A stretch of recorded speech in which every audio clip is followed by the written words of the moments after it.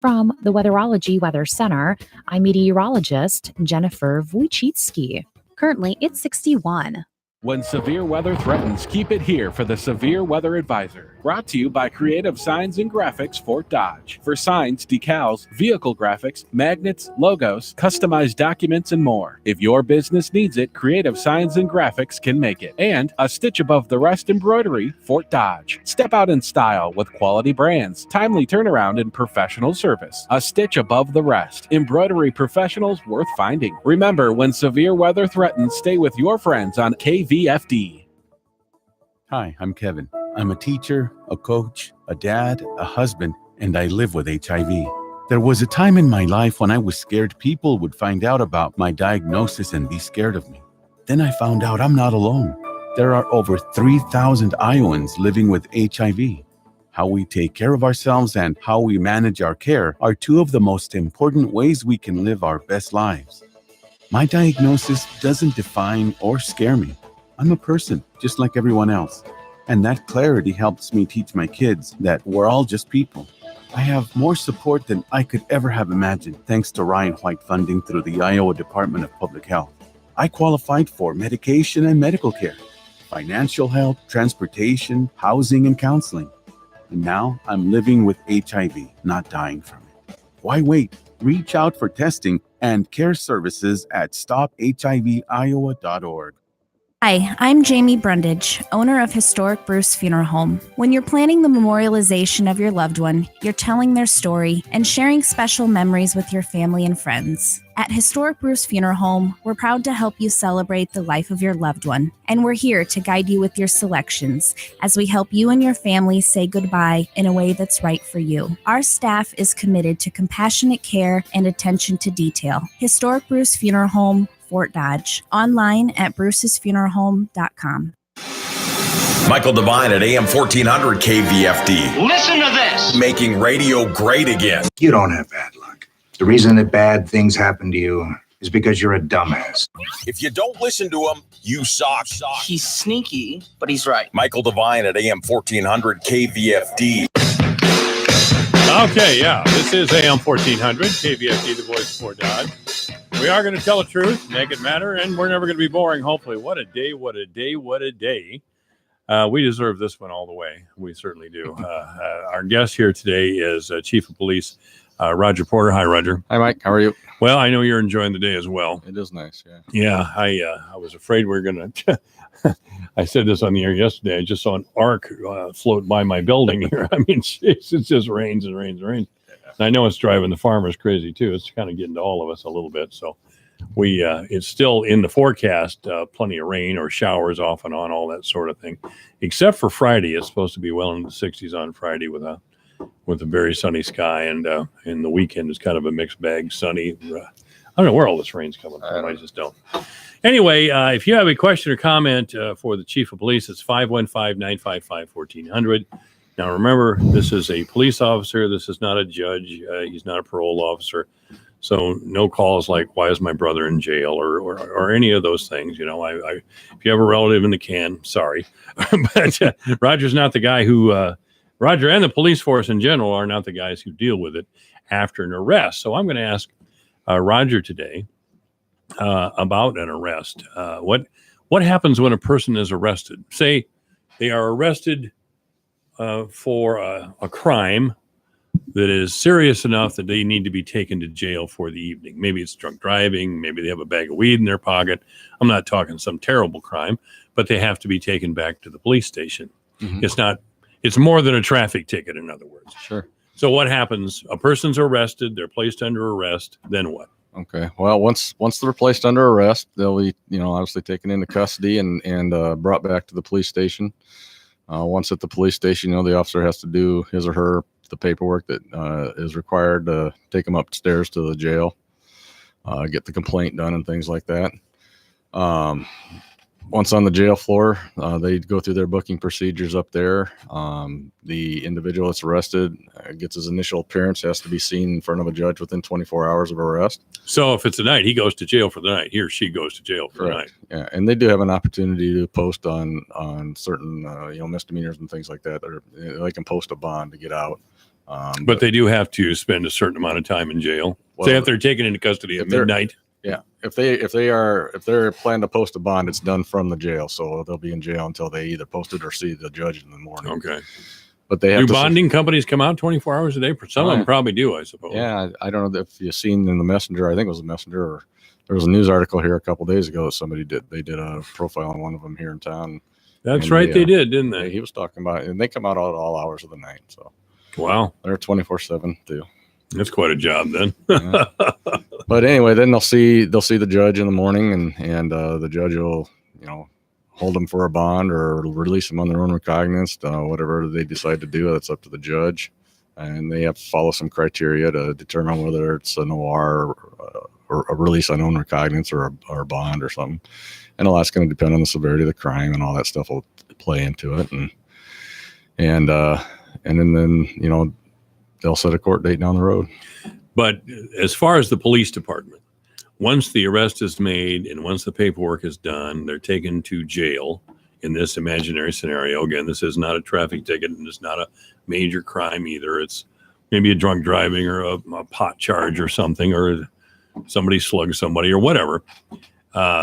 Once they're taken to jail, that's the county jail, right? Right. Once they're taken to jail, and then custody of that person is turned over to the Webster County, the jailers at that time. Right. And that's the last end of the involvement that we have in it until you go to court or to trial. We may have to come in and testify, but we got to remind people of that every now and then, because I don't think they get that. Yeah, the jails actually, the police don't have anything to do with the jail. That's run by the Webster County Sheriff's Department. Sheriff Stubbs and his staff run the jail. They have a jail administrator there that oversees the jail, but ultimately Sheriff Stubbs is in charge of the jail, and that's all run by the county. Yeah, that's their baby. And it's pretty much done as far as the police officers are concerned, unless there is a trial or something. Correct. Where the officer is called in to testify. Right? Why did you stop this person? What behavior did you observe? Yep. That sort of thing. Yep. Once we turn custody over, we don't really have any more involvement in it, unless we need to testify. Do they down at the police academy? Do they teach how? That's got to be kind of make a person a little nervous. I've testified at a couple of civil cases. Mm-hmm. It's kind of intimidating to be up there, Yeah. The police academy is kind of like just like anything, like college. It gives you the basics and get you, what you need to know. A very good institution, but it's like I said, it's just like college. You come out of college, you're not ready to take on the world yet. You're still got a lot of on the job training. So, which is one of the reasons why down at our department, and I know a lot of other agencies are the same way. Ongoing training is very valuable, very important. I need to stay up to date on a lot of that. A lot of things change, so we continually are. I just sent out requests on. We have staff meetings every Wednesday with my staff, and I send out any topics they would like to discuss or include at the staff meeting. And I just got one before I came in here from one of my captains that, we got some training opportunities coming up on testifying in court, how to testify in court properly, advanced training. So we're going to be sending some officers down to that too. So I just flashed on every lawyer show I ever saw when I got up there on the witness stand. I was a very minor participant in a couple of civil cases, and wow. Yeah. I felt like I was on trial. And it's nothing like that. It isn't really. It's not like TV. It's nothing like TV at all. I mean, it's really just the facts, ma'am. I'll tell you. None of policing's not like TV. Nothing that you see on TV is like it is in real life. Yeah, well, this isn't WKRP in Cincinnati either. Exactly. And that's one of the things. And you've been through the Citizens Academy, but that's one of the things we preach. What you see. Too many people's impression of what law enforcement is defined by what the NCIS or whatever cop show they're watching. Super cop shows. And nothing's like that. The crimes don't get solved in 60 minutes minus commercials and things like that. We don't have all the, to walk up and pull out our fingerprint scanner and identify everybody and the motive and all that stuff. Like I said, too many people's perceptions are defined by that. And that's one of the things that, we try to teach, especially in Citizens Academy, to let them know that. So. Yeah, some of those CSI programs, they all look like male and female models in heavy makeup. Cracking the case, Yeah, I wish we had some of the technology they portray on TV, but Wow, I don't even know if that exists sometimes. The way they Sometimes, do those, yeah. the way they do those things. I don't know how many of those. I don't know how many of those CSI shows are on now. I don't. I never really got into them that much. I don't really. I'm more of a History Channel kind of guy. Or Me too. Yeah. one of those Yeah. kind of guys. So that's what I watch. So. Yeah, and believe me, ladies and gentlemen, working at a radio station is not like WKRP in Cincinnati. But as God is my witness, I did think turkeys could fly. Probably a whole lot of your listeners out there that have no idea what WKRP in Cincinnati That is. was a long time ago. And the reference I just made is one of the news people at this fictional radio station in Cincinnati had an idea to there was going to be a promotion. I think the salesman, Herb Darlick was the character's name. The salesperson was going to make a promotion. One of the things was going to be release turkeys from a helicopter. Well, turkeys can't fly, so they plummeted to the earth and were killed all over Cincinnati. So it was a well-known promotion, but not the type of thing you want. No. We did years ago, back in the early '80s. I was on KKZ, and we had we were giving you the bird. What we were doing is finding the biggest turkey in Fort Dodge, and we were giving it to somebody for Thanksgiving. Well, it was caller 96 or 94. That's what it was. And there were so many people jumped on the phones that we knocked out every phone in Fort Dodge. They all wanted that bird. Yeah, they all wanted that bird. And it was it turned out to be maybe one of those mixed blessings. We got a lot of attention, but maybe not the best. Maybe not the best, but it was fun. Anyway, if you have a question or comment for the Chief of Police, Roger Porter, 515-955-1400. Most police work is just routine, isn't it? What are most of your calls really? It kind of varies. I mean, like I'd say one day is slower than the other, but then all of a sudden that day is going to be the big caller. But you typically have your weekends and when people are off, and in the evening time, you typically when people are up and ready to hit the world, and those are typically our busy times. But a lot of it, you talk about busy calls. What's your busy calls for? Fight calls is going to be different than during the middle of the day when people are traveling to and from work and stuff. You might have a lot of accidents and things that you have to deal with, and so it's busy all around. It's just a different busy. When we had all those bars in town and those packing plants, there were a lot of fight calls. I'm sure I've heard the stories. There were a lot of fight calls, that's for sure. Now the police department occasionally has to deal with a serious crime. I'm thinking last fall, 2 men were killed in the alley right out here. Mm-hmm. So I'm sure the police were first on the scene. What happens then? I mean, you're going to call the DCI and on major crime scenes like that, our patrol will get there first and try to find, locate witnesses, obviously secure the crime scene, and then our own investigators will get called, and they'll come in and start the ongoing investigation from there. And then at the same time, all those calls are being made, a call to the DCI. We need their assistance, and then we'll request them, and they'll send some investigators over, and then we just all work as a team, and they'll have one of their agents will be assigned from the state to be in charge of their part of the investigation. We'll have somebody from our department that's assigned to be in charge on our part of the investigation, and they work in tandem to get the correct results. Sure. So, but that's one thing I have to say about our area. I've seen a lot of interfighting between law enforcement agencies where they don't get along, but that's one blessing we have here. The police department, the sheriff's department, the state, we all have a great working relationship. We all get along. We've worked with each other for years, and I don't think Stubbs would be too bad a guy to get along with. He's always seemed to me to be a pretty straight guy. And there are deputies and investigators. One of the things that we got going after we moved back from the bank building over there when we were going through our remodel was, we always thought that, our investigators need to be working together in the same office instead of in separate offices on the opposite ends of the building, because we all work the same crimes, whether it's drugs or whatnot. I mean, the same people that are in the county are coming in and out of Fort Dodge and vice versa. So, and that's one thing we have going right now is all of our investigators between the PD and the SO are all housed in the same office area. So we can just work the crimes together. So In the Fort Dodge Police Department, we have, Larry Headland's a detective. Mm-hmm. How many detectives do we have? 7. 7 detectives. 7. Well, we have a lieutenant and a sergeant and 5 detectives. Okay. Assigned. So, And they are different from police officers. How?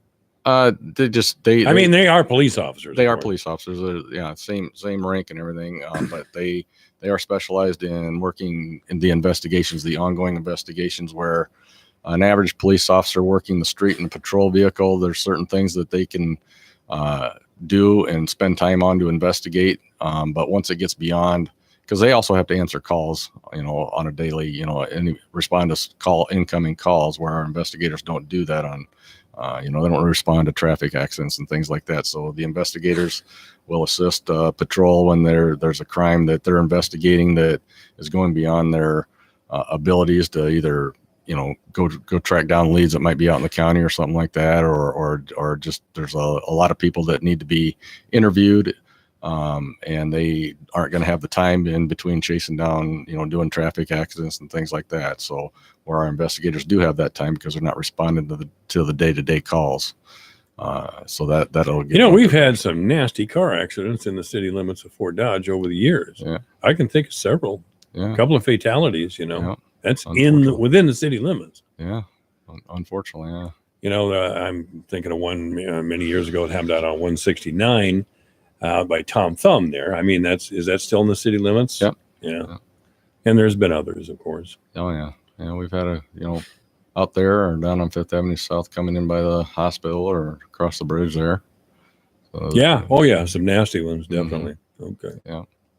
All right. Our guest has been Chief of Police Roger Porter. We got anything else, Roger? Oh, I don't think so, Mike. I appreciate you coming. You bet. Thank you. This is AM 1400 KVFD, the voice of Fort Dodge. Steve Peterson from the Farm Bureau coming up.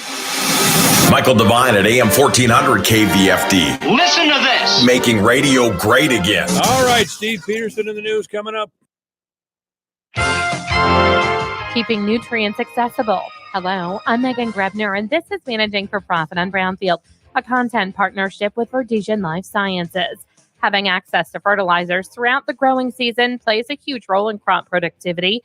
In this Managing for Profit, Jake Socherman explains how MicroSync's technologies helps to keep nutrients accessible to crop.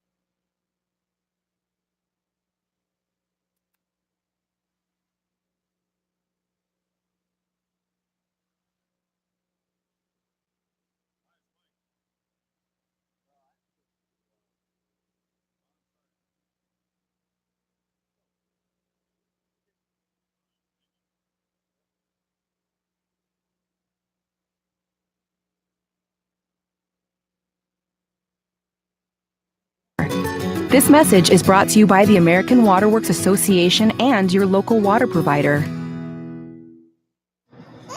It's 4 a.m., Monday, and you're literally sucking baby snot through a tube because she's congested.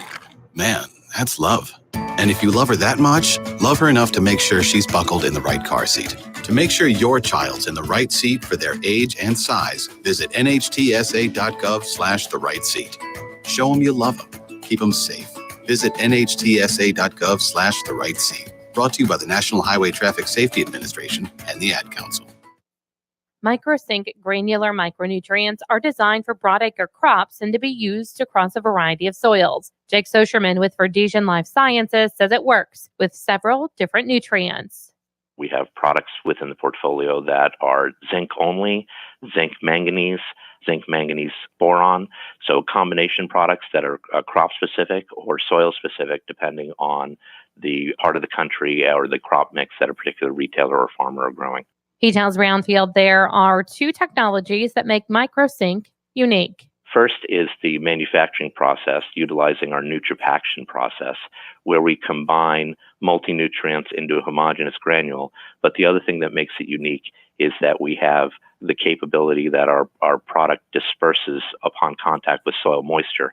So we get maximum coverage with the product being blended with other granular products and spread with other granular products. But then after it hits the soil and it comes into contact with soil moisture, it starts to disperse and we get good coverage with the soil. So we get good percolation into the soil and activity and availability to the soil. The other technology that's deployed in MicroSync is Verdesian's polymer technology, which enhances the availability of the micronutrients and keeps them available for the crop season long so that the crop can get them throughout the growing season and they're not bound or tied to the soil. Socherman says the technologies allow for nutrient uptake when the plants need it most. Many micronutrients, depending on soil chemistry, can get bound to the soil and become unavailable. The microsync technology with the polymer keeps those micronutrients available to the crop so that the crop can access them throughout the growing season. Even in acceptable soil pHs, the polymer enhances that availability for the crop and keeps those nutrients available to the crop throughout the growing season. And he says it's easy to use. It's a granular product, so it handles like other granular products, so it's ease of use for retailers and for farmers in their existing systems to apply the product with their pre-plant fertilizers or even in a side dress application with nitrogen. I'm Megan Grebner with Managing for Profit on Brownfield, a content partnership with Verdesian Life Sciences. Your news, your town, your station. KVFD News when it breaks. Good afternoon. I'm Alex Benzagal with the KVFD Afternoon News. The trial of the man accused of stabbing a former Iowa State University golfer to death on a local course in Ames has been moved to Northeast Iowa. Radio Iowa's Dar Danielson reports. The judge agreed with prosecution lawyers that publicity in Story County could impact the first-degree murder trial of 22-year-old Colin Richards and the death of Celia Barkeen Rosamina, and agreed to move the trial to Winneshiek County. Richards is homeless and allegedly stabbed Rosamina several times September 17th on the golf course in Ames across from Jack Trice Stadium. His trial's been set for September 10th. He remains in jail on a $5 million bond. Radio Iowa, I'm Dar Danielson.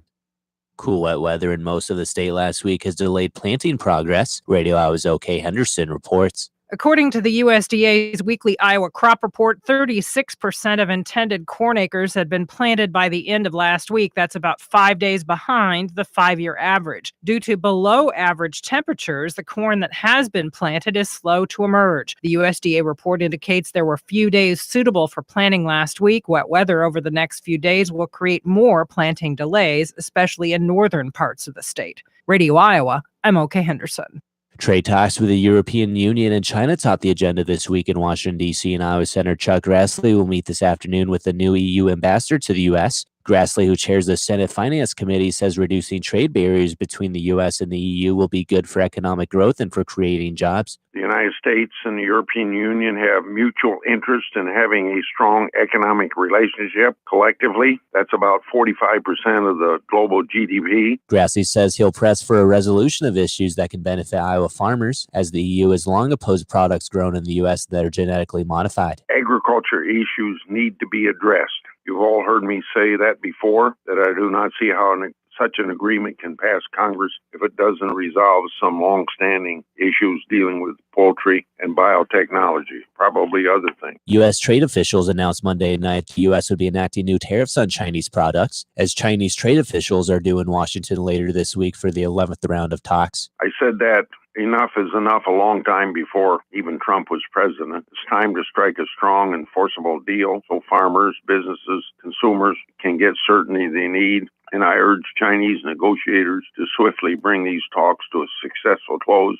Grassley, a Republican, says Trump is the first president in memory to call out China on their bad behavior and bring them to the negotiating table. I'm Alex Benzagal with the KVFD Afternoon News. Have a great day. This is AM 1400, KVFD, the voice of Fort Dodge 232. First of all, in the weather, mostly cloudy today with a high of 58. Overnight, some rain once again.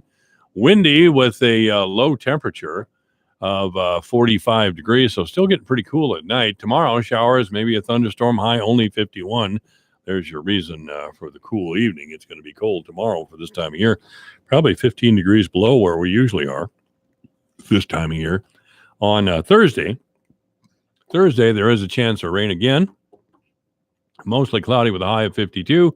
Friday, sunny with a high of 63. That's the best day this week other than this one. Saturday, slight chance of rain, otherwise sunny with a high of 65. Sunday, sunny with a high of 63. Monday, it'll be sunny with a high of 70. So let's look forward to Monday there. Right now, 49 degrees at AM 1400. KVFD, the voice of Fort Dodge. Obituaries this hour brought to you by Gunderson Funeral Home and Cremation Services at 1615 North 15th Street, Fort Dodge. You may contact Gunderson Funeral Home and Cremation Services by calling 515-576-7128, or online at www.gundersonfuneralhome.com. Jeffrey Barnes has died at the age of 72. Jeffrey Barnes, a former Fort Dodge resident who has been living in Winterset the last several years, has passed away. Mr. Barnes worked for the local cable operation when he lived here in town. Jeffrey Barnes has died at the age of 72 in Winterset. Obituaries this hour brought to you by Gunderson Funeral Home and Cremation Services at 1615 North 15th Street, Fort Dodge. You may contact Gunderson Funeral Home and Cremation Services by calling 515-576-7128 or online at www.gundersonfuneralhome.com. 2:33 at AM 1400 KVFD, the voice of Fort Dodge, 49 degrees. With a look at the closing market report, here's Dwayne Murley. Here's a look at how the markets closed today. May corn up 2 1/4 at 358. July up 2 1/4 at 366.5. September up 2 1/4 at 374, and December up 1 1/2 at 383 3/4. May soybeans up 1/4 penny at 817 3/4. July up 1/2 cent at 830 3/4. August up 1/2 penny at 837. November unchanged at 853. May wheat closed up 2 1/2 at 430.5. Soybean meal down 340 a ton at 288.40. June live cattle unchanged at 112.27. August up 67 cents to 109.07. May feedered cattle up 127 at 137.30. August up $1.25 to close at 145.60. May lean hogs up 67 cents at 83.05. June down 50 cents at 89 1/4. July down 55 at 92.12. I'm Dwayne Murley. Hi, I'm Tommy. I'm a farmer, a wife, a mom, a leader in my community, and I live with HIV. My life is just like yours. I get up every day hoping for the best day possible out in field. I feed my soul with hard work and am dedicated to making the most out of every day. I wasn't always so optimistic, but once I found out that I'm just one of over 3,000 Iowans living with HIV, I knew I wasn't alone. I reached out to the Iowa Department of Public Health and found out I qualified for medication and medical care, financial help, transportation, housing, and counseling through Ryan White funding. That was a huge relief to me and my family. I've taken control of my diagnosis and take care of myself so I can live my best life. I'm living with HIV, not dying from it. Why wait? Reach out for testing and care services at StopHIVIowa.org. If you're like me, you take walking seriously, so you wear Go Walks from Skechers. They're the only walking shoes I know that have the 5 ABLES. What does that mean? You want walking shoes that are comfortable, breathable, washable, adorable, and affordable. That's the 5 ABLES, and Skechers Go Walks have it all. They've got air-cooled Goga-Mat insoles for lasting comfort. They're made with washable, breathable materials. They're adorable, and they're wonderfully affordable. They're very able shoes. Get Skechers Go Walks at a Skechers store near you or wherever stylish shoes are sold. Michael Devine at AM 1400 KVFD. Listen to this. Making radio great again. All right, this is AM 1400, KVFD, the voice of Fort Dodge. Yeah, we're going to tell the truth, make it matter. We're never going to be boring. If you have a question or comment, it's 515-955-1400. This portion of the program brought to you by the Webster County Farm Bureau. Not surprisingly, we have a Webster County Farm Bureau member here, Steve Peterson. How you doing, Steve? Good. How are you, Mike? Well, I'm good as always. And boy, what a beautiful day. I suppose there's a lot of tractors out in the field, moving up and down the field pretty fast. But you're telling me that most of the planting in Iowa is getting done. Well, in parts of Iowa. Yeah. What parts of Iowa aren't? I know in southern Webster County, at least in my direct neighborhood, we are seeing some guys getting towards the end of corn planting. Some have been starting beans, and there's going to be a few here and there that are just for whatever reason, or just getting started. Maybe the fields are wet, or livestock operations, and they're pretty diverse, and they've been doing some things. But in the heart here of Iowa, I think we're pretty fortunate right now of the progress we've made.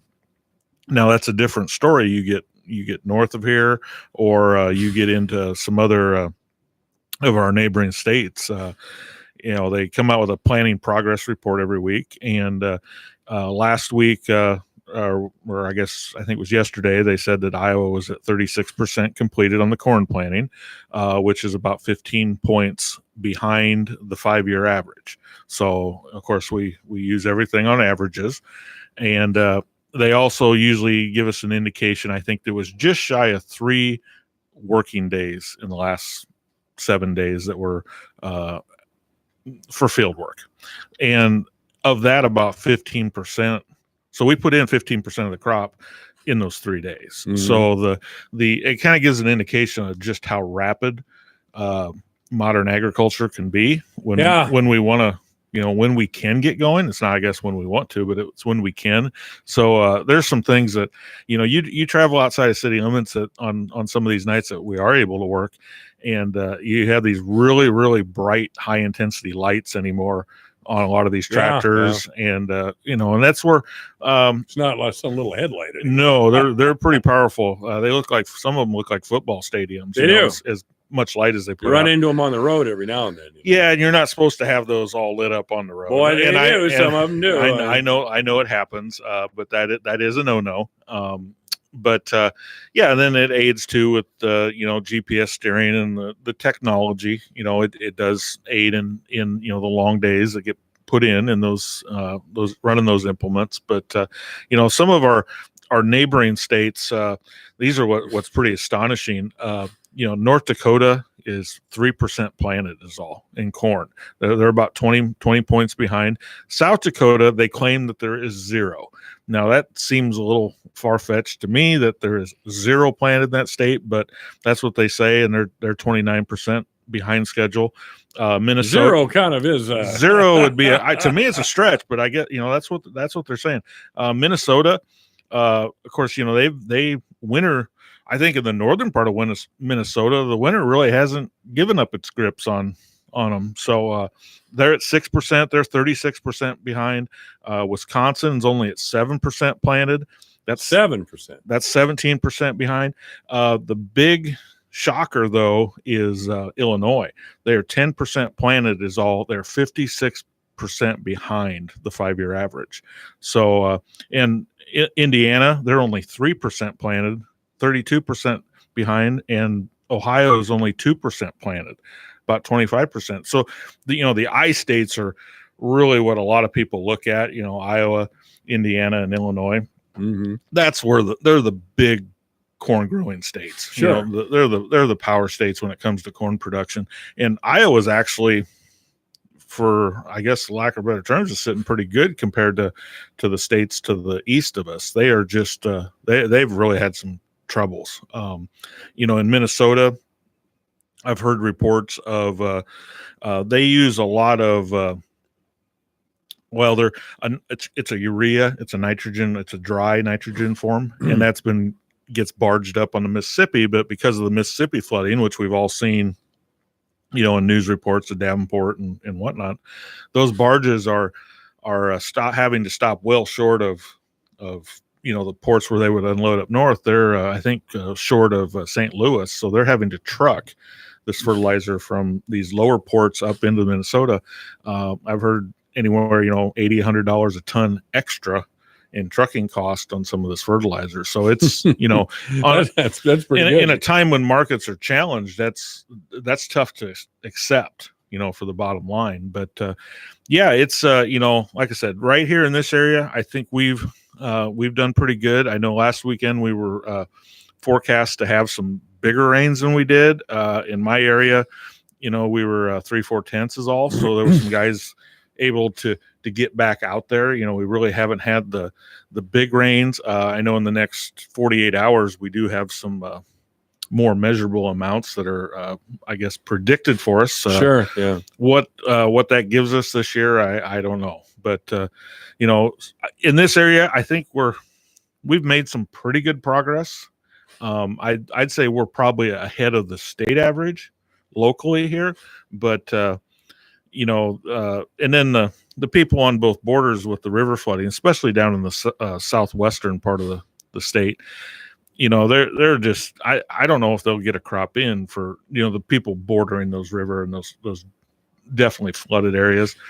They're still trying to sort things out with the insurance companies, and a lot of their infrastructure is destroyed. The roads are destroyed, the bridges are destroyed. So, I know there's a lot of talk of trying to get the disaster payments and, some of that stuff moving forward, but there's going to be some pretty serious infrastructure projects going to have to go on to make that, get back into production, make it a usable, functioning, properties down there again. So, it's, there's I'd say overall, nationally, we're about 23% planted. The 5-year average puts us at 46. So we're about half of where we should be nationally. Yeah. Well, boy, this weather just has not quit. I mean, last year was kind of a drag, and this one's just, it's not as bad. Well, it's, of course, we're not into the, harvest either, but on my farm, I'm just starting to see some of my corn emerge that I planted, and I off the top of my head, I don't have the date when we put it in, but it was in that second to third week of April, and we're just starting to see it poke through. But so how long it takes? About 3 weeks, 4 weeks for it to come out? It's all dependent on what we call heat units, and basically heat units. I should have looked that up before I got here, but we keep track. They're called growing degree units, and that's a measurement we use, and it's basically the temperature. It's a calculation of the temperature above 50 degrees and below 86. And they keep track of these things, and it takes so many heat units to get it to come out of the ground. And it'll take so many heat units to get it to silking stage and pollination stage, and it's a measure that we use. And some years it can be really accelerated, and some years it can drag on. And once you, as a farmer, once you put that seed in the ground, it seems like eternity. Yes, you don't really worry about it till it starts poking out of the ground, but then once it starts poking out of the ground, well, then all of a sudden hail and wind and everything else becomes vulnerable to that. So there's a new set of dynamics, I guess, once it's out of the ground, but it is reassuring to see that corn come out of the ground. We have a lot of technology that says we did a good job planting, and we spaced the seed, and we put it at the right depth, and we've gotten and when it comes out, you feel a lot better. You do. You feel a lot better when you see that. But so you're going to start being able to, what we would say, row the corn, and you'll see these little bright green lines start appearing, some very small shoots of corn poking their heads out of the ground. And I think we'll start seeing that more widespread here, especially if we start getting some little bit of sunlight and a little bit of warmth too. That'll fire it out. So that's always a good time to see that, as a farmer. Yeah. Well, we've had wet springs before. We have. I mean, going back, I've seen a lot more wet Aprils than I saw beautiful sunny Aprils. Sure. I saw a lot more of those, but here we are, May 7th. We are, and it's not, I guess it's go time. It's not probably not time to necessarily be mudding it in. There's a lot of ramifications that come with that. We want to plant in good conditions. We want to do a good job planting. If we go in too early, or we go into conditions that aren't right, we can suffer a lot throughout the rest of the growing season. Some of those we can't undo, whether it's compaction or what we call sidewall compaction along the seed. And there's just a lot of challenges that going in under not less than ideal conditions that it brings us. Right. So, there'll be some urgency, but like I said, I in the Webster County, Calhoun County area, I think we've got some guys that are making some pretty good progress. And I'm sure a lot are filtering out of corn and starting to get their sights set on beans. Well, that's a good thing. It is. And, years ago, a lot of people didn't start planting beans till, 10th of May, 20th of May, in that range. It seems like in the last few years, we've been kind of pushing the bean planting a little ahead. I know in my area, we have some guys that even plant beans now before they plant corn. And that's, it seems it has worked out.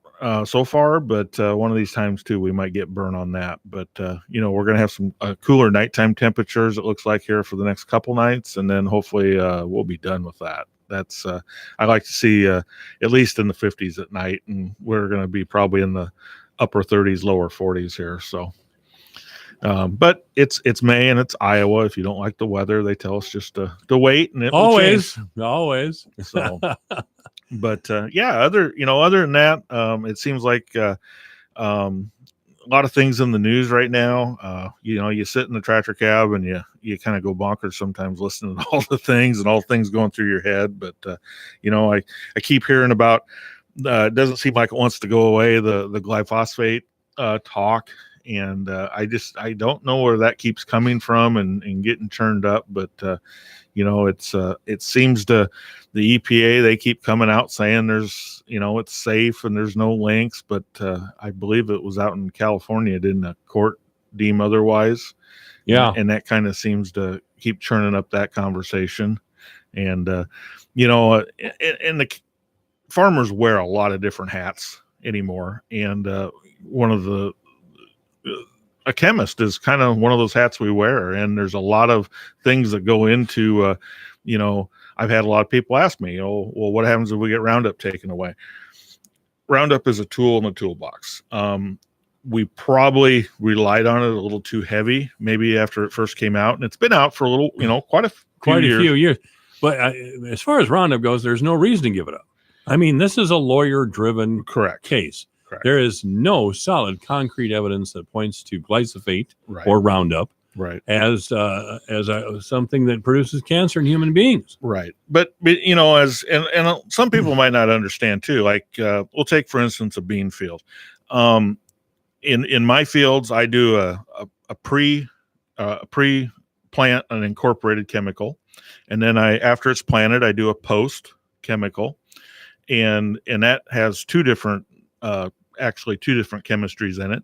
And then we do come back with a Roundup at some point, and then a Select Max, or it takes the volunteer corn out of it. So in that season of beans, we're using 5 different chemistries, Roundup being one of those 5. In corn, some might use a little more. And for my farm, I use 4 different chemistries. And other than Roundup, none of them are the same as what's in the bean crop. So we're trying to, and they classify them in groups. So it's pretty easy to, you don't have to have a PhD in chemistry to understand it. You use group 1 chemicals, group 2, and they have them all pretty laid out. So as a farmer, I'm coming in with multiple actions of different chemistry for weed control. And the reason we do that is, and that's some of the problem with Roundup, people overused it for so long as the sole chemistry. A lot of the weeds started to become resistant to it.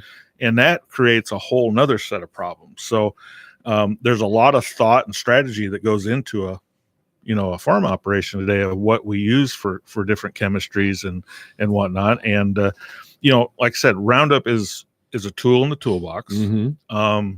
Will the sun not come up if we don't get to use Roundup? I mean, it's a fairly inexpensive, but it's not the sole chemistry we rely on as farmers these days. So, and we all have to take classes, and we have to be registered, and it's a big complex deal. We're not just out there, hosing ourselves down with it. There's a lot of precautions and safety measures that go into this. So it just kind of does astonish me that the EPA and everyone else claims that it's safe and this and that, but yet a court in California can throw this big a monkey wrench into the system. In California, let's not forget that.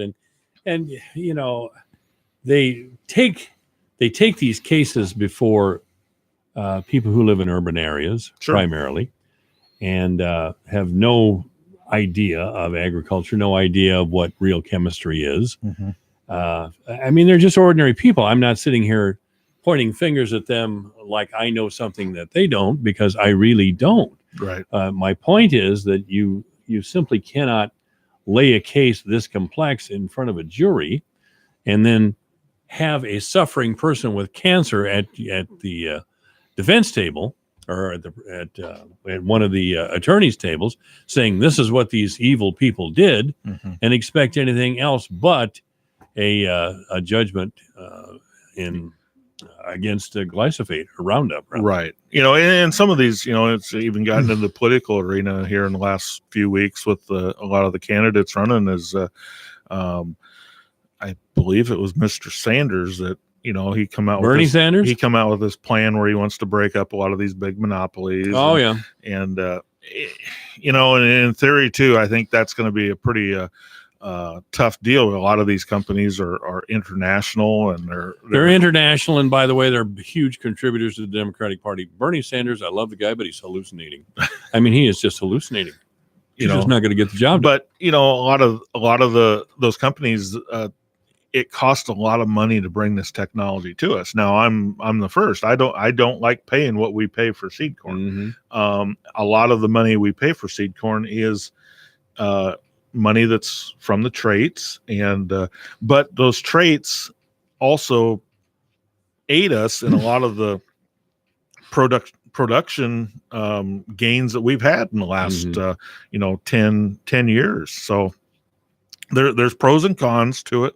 I don't think breaking them up necessarily is the right answer either, because it's kind of, is it even possible? I don't know if it's possible. It's kind of like on the same token, and it's out of my wheelhouse, but it's like pharmaceutical companies, and that's a whole nother conversation and whatnot. But Monsanto's and your Syngenas and your big giants, your Bayers. Well, again, the Democratic Party doesn't want those big companies broken up because they're huge contributors to their party. Bernie's out there on his own yelling about these things. It may sound good, especially when he's moving through Iowa. But, if we wanted to do something about these big ag companies or even the big media companies, we should have done it 25 years ago. But the Clintons liked it that way.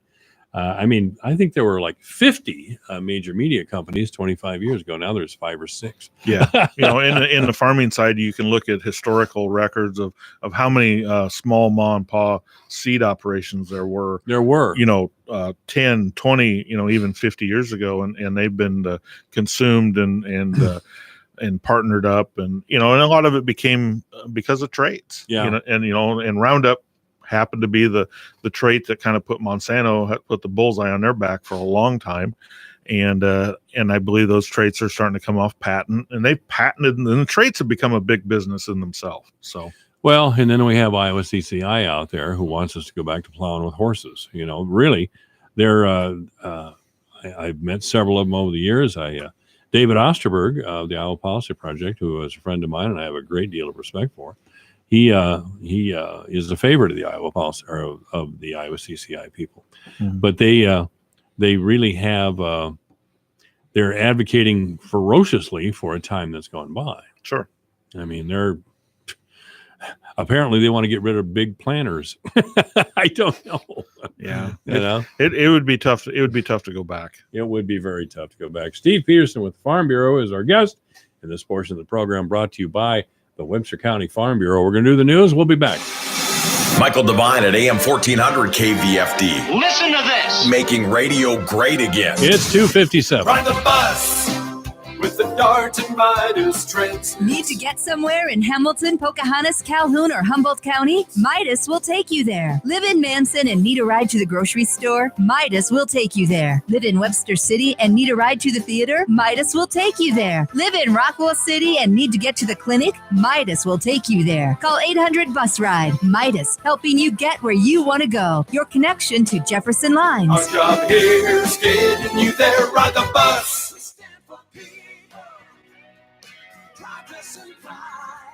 We are the Iowa Farm Bureau, and we believe in nurturing our state's most precious resource, our children. That's why we provide millions of dollars in scholarships, grants, and resources to Iowa students and teachers. For more information, contact your local county farm bureau.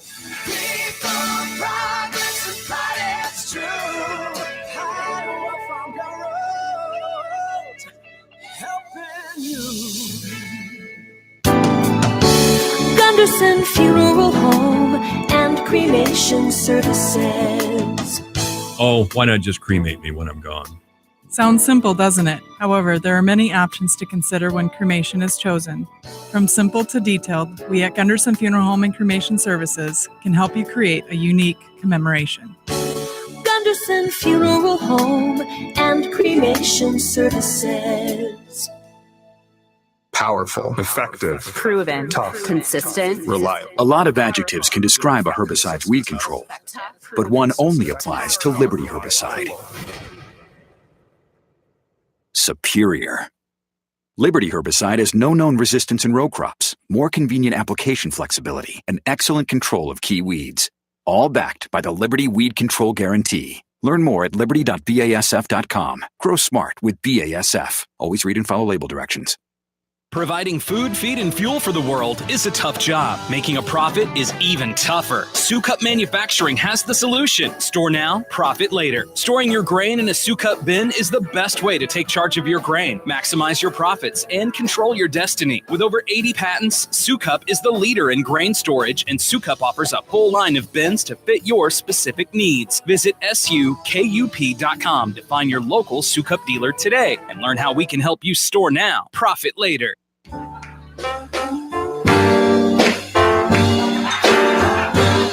Well, again, congratulations to Ben and Jen Crimmins, Mitch Lund, and Jamie Lund. They were the co-chairs this year of the Friends of the St. Edmund Ball. And they broke the record as far as fundraising this year, a record set by Nevin Mulholland and Jill Mulholland, Tom and Jane Condon in 2009. They raised $263,000 for the Friends of the St. Edmund Ball. But the Crimmonses and the Lunds, $315,000. A phenomenal amount. So congratulations to Ben and Jen Crimmins and Mitch and Jamie Lund. 3 o'clock, the news is next, and we'll be back with Steve Peterson from the Farm Bureau. This is KVFD Fort Dodge, Iowa. This is Dave Graveline. Be sure to listen to Into Tomorrow right here on the voice of Fort Dodge, AM 1400 KVFD, Fort Dodge. This is a Fox News alert. A plunge on Wall Street. I'm Lisa Brady. A setback in U.S. trade talks with China sends stocks tumbling for a second day. The Dow down 471 points at the closing bell. That's down nearly 2%, but it could have been worse. In the last hour of trading, it was down over 600 points. Meantime, what was initially planned as the final round of trade talks is still expected later this week in Washington. House Democrats get rejected again by the White House, where Fox's John Decker is live. Former White House counsel Don McGahn is refusing to comply with a congressional subpoena for documents related to special counsel Robert Mueller's investigation. McGahn deferring to a last-minute instruction from the White House, which claims the documents are White House property. White House spokesman Hogan Gidley. The Democrats don't care about getting information. They care about getting this president. And that has been very clear from the start of this. The House Judiciary Committee subpoena also asked McGahn to testify later this month. President Trump has signaled he'll try to block McGahn from appearing. Lisa? Meantime, John, a fresh round of finger-pointing in Congress. Fox's Jared Halpern live on the Hill. The Senate Majority Leader Mitch McConnell says it's time for Democrats to move on from the Russia report. Case closed. Case closed. McConnell accuses Democrats of working through the stages of grief over the report's conclusion, starting, he says, with denial and anger. Top Senate Democrat Chuck Schumer says McConnell should be ashamed. I know he's on the defensive, and I know they've got stuff to hide, but it is outrageous. The House Judiciary Committee plans a contempt of Congress vote for the Attorney General tomorrow for failing to produce an unredacted version of the special counsel's report. Lisa. Thanks, Jared. Again, on Wall Street, the Dow down 472 points, dropping under 26K. This is Fox News.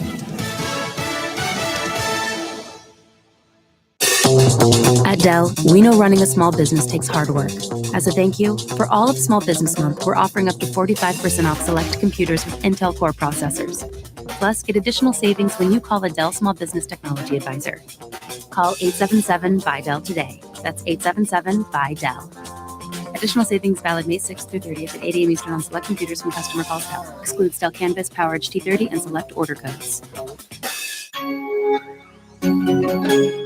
This is Stacy on her motorcycle. What an incredible view! And this is Stacy off her motorcycle. Does this have sucralose in it? On her motorcycle? Oh, the wind in my hair! Off her motorcycle. It's pronounced et cetera, not etc. On? Woohoo! Yes! Off. No. You're better on your bike. And with basic policy starting at $75 a year, quote today at Progressive.com. Progressive Casualty Insurance Company and affiliates. Annual premium for basic liability policy not available in all states. The stepfather of a missing Texas girl is now reportedly considered a person of interest. He told police the 4-year-old was kidnapped Friday night as the family headed to the airport, that he was assaulted, knocked unconscious when he stopped to check a tire. The little girl's mother had been out of town the last couple of days on the East Coast for her own father's funeral.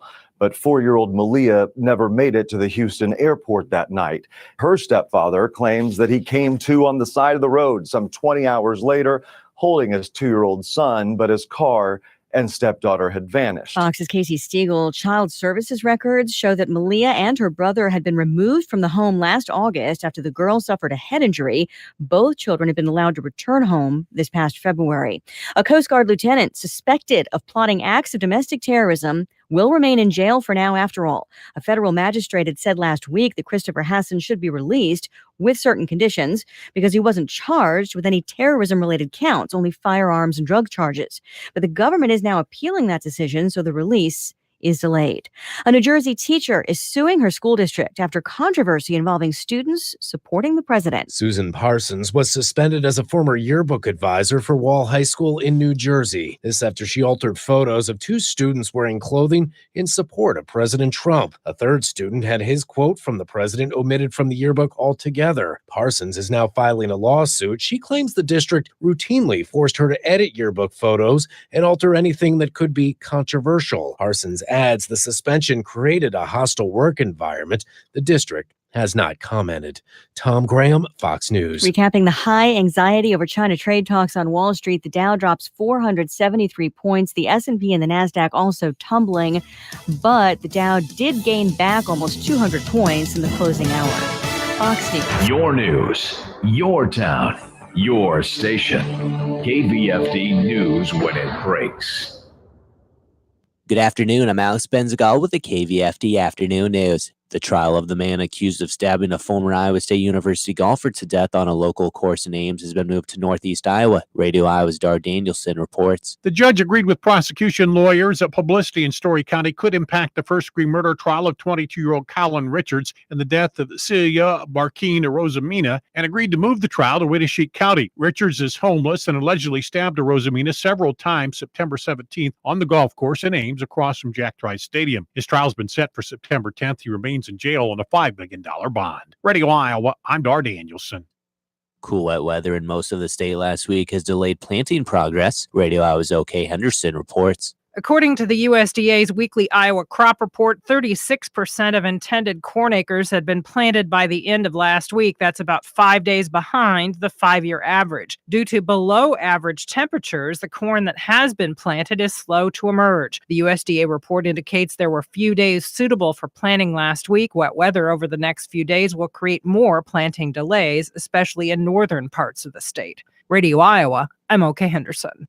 Trade talks with the European Union and China top the agenda this week in Washington, D.C., and Iowa Senator Chuck Grassley will meet this afternoon with the new EU ambassador to the U.S. Grassley, who chairs the Senate Finance Committee, says reducing trade barriers between the U.S. and the EU will be good for economic growth and for creating jobs. The United States and the European Union have mutual interest in having a strong economic relationship collectively. That's about 45% of the global GDP. Grassley says he'll press for a resolution of issues that can benefit Iowa farmers, as the EU has long opposed products grown in the U.S. that are genetically modified. Agriculture issues need to be addressed. You've all heard me say that before, that I do not see how such an agreement can pass Congress if it doesn't resolve some long-standing issues dealing with poultry and biotechnology, probably other things. U.S. trade officials announced Monday night the U.S. would be enacting new tariffs on Chinese products, as Chinese trade officials are due in Washington later this week for the 11th round of talks. I said that enough is enough a long time before even Trump was president. It's time to strike a strong, enforceable deal so farmers, businesses, consumers can get certainty they need. And I urge Chinese negotiators to swiftly bring these talks to a successful close. Grassley, a Republican, says Trump is the first president in memory to call out China on their bad behavior and bring them to the negotiating table. I'm Alex Benzagal with the KVFD Afternoon News. Have a great day. Here's the AM 1400 KVFD weatherology forecast. Overcast this afternoon with daytime highs approaching 63. Easterly winds 10 to 15 miles per hour. Overcast skies tonight, scattered rain showers likely, lows around 45. Overcast skies again tomorrow, scattered thunderstorms likely, high temperatures reach up to 51. From the Weatherology Weather Center, I'm meteorologist Jennifer Wojcicki. Currently, it's 63. We stand for people, progress and pride. We're the Iowa Farm Bureau, and we're making healthcare affordable for you. We provide our members with access to quality healthcare coverage, savings on prescription drugs, preventive care, and more. For more information, contact your local county farm bureau. People, progress and pride, it's true. Iowa Farm Bureau, helping you. What if I told you there was a way to step into another gear for your brain and be much sharper, more focused, and improve your memory to a level that you could only dream about and notice these results in 30 minutes? Hard to believe? Neuroscientists are calling this new brain discovery the biggest advancement in brain science to date. It's called Limitless, the brain pill of the future. Take it, and within 30 minutes, you'll transport your mind to a new level of focus and clarity you would have never thought possible. I took Limitless and it started working in minutes. All of a sudden, it felt like a dark cloud had been lifted up right before my eyes. I have a mental clarity I've never felt before. Biz execs, athletes, teachers, and students are calling Limitless a secret weapon for the brain. You have nothing to lose, so call now and find out how to get a free bottle today. To find out how to get your free bottle of Limitless, call 800-681-9041. That's 800-681-9041. Free bottle for a limited time. Call now, 800-681-9041, 800-681-9041. With the stock market at all-time highs, cash in your profits now and invest in an asset that can potentially pay for up to 20 or more years. That's the sound of a producing oil well and the sound of a smart investment. If you're an SEC-defined accredited investor, you can take advantage of Encore Energy's projects. Call now to learn how you can potentially achieve 20 or more years of income and deduct 100% of every dollar invested against all forms of income. Call 1-800-803-8511. Invest in your future and buy oil. Encore is drilling in an area that is potentially one of the most prolific horizontal oil plays in the entire country. Oil prices are projected to rise, so you need to own a piece of an oil field. Encore Energy is the most active oil and gas operator in its core area of operations. Call now and learn how to deduct 100% of your investment and create 20 or more years of potential monthly income. Call 1-800-803-8511. You'll be calling directly to the home office of Encore Energy. That's 1-800-803-8511. Oil investments involve a high degree of risk and actual results may vary. Choice of a lawyer is an important decision and should not be based solely on advertising. Sponsored by Case Legal Media. Attention. This is an important message for anyone that has been diagnosed with cancer after being exposed to Roundup or other weed killers. The Internal Agency for Research on Cancer warned that overexposure to Roundup and other weed killers may increase the risk of developing non-Hodgkin's lymphoma. Monsanto, the manufacturer of Roundup, may have known that Roundup and other weed killers were likely linked to organ damage and cancer. This information was hidden from the public as proprietary trade secrets since 1981, and Monsanto may have failed to warn of the potential risk of cancer. If you or a loved one has been diagnosed with cancer after being exposed to Roundup or other weed killers, you may be entitled to significant compensation. Call us now at 800-715-3913. Our network of attorneys are ready to fight for you. You'll pay nothing unless there's a recovery in your favor. Call now for a free consultation at 800-715-3913. You must protect your legal rights. Call 800-715-3913. Again, 800-715-3913. Michael Devine, the Doctor of Truth. Does anyone have anything they'd like to confess? At AM 1400 KVFD. Well, I'm complaining about the lawsuits against Roundup, and attorneys are advertising, please call in and we'll sue whoever is making Roundup for you. So yeah, that's exactly what I hear on the radio. So, oh man, I hope nobody's taken in by that. Of course, the sad thing is somebody has a family member has cancer might think that this is a way to cash in or some doggone thing. It'd be just awful.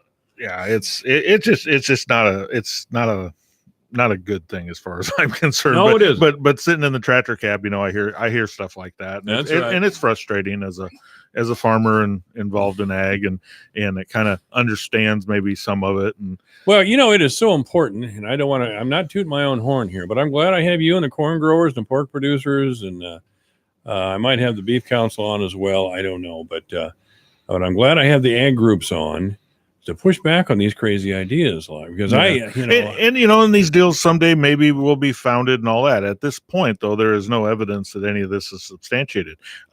I have a report that my dad wrote when he was in elementary school about how great DDT was.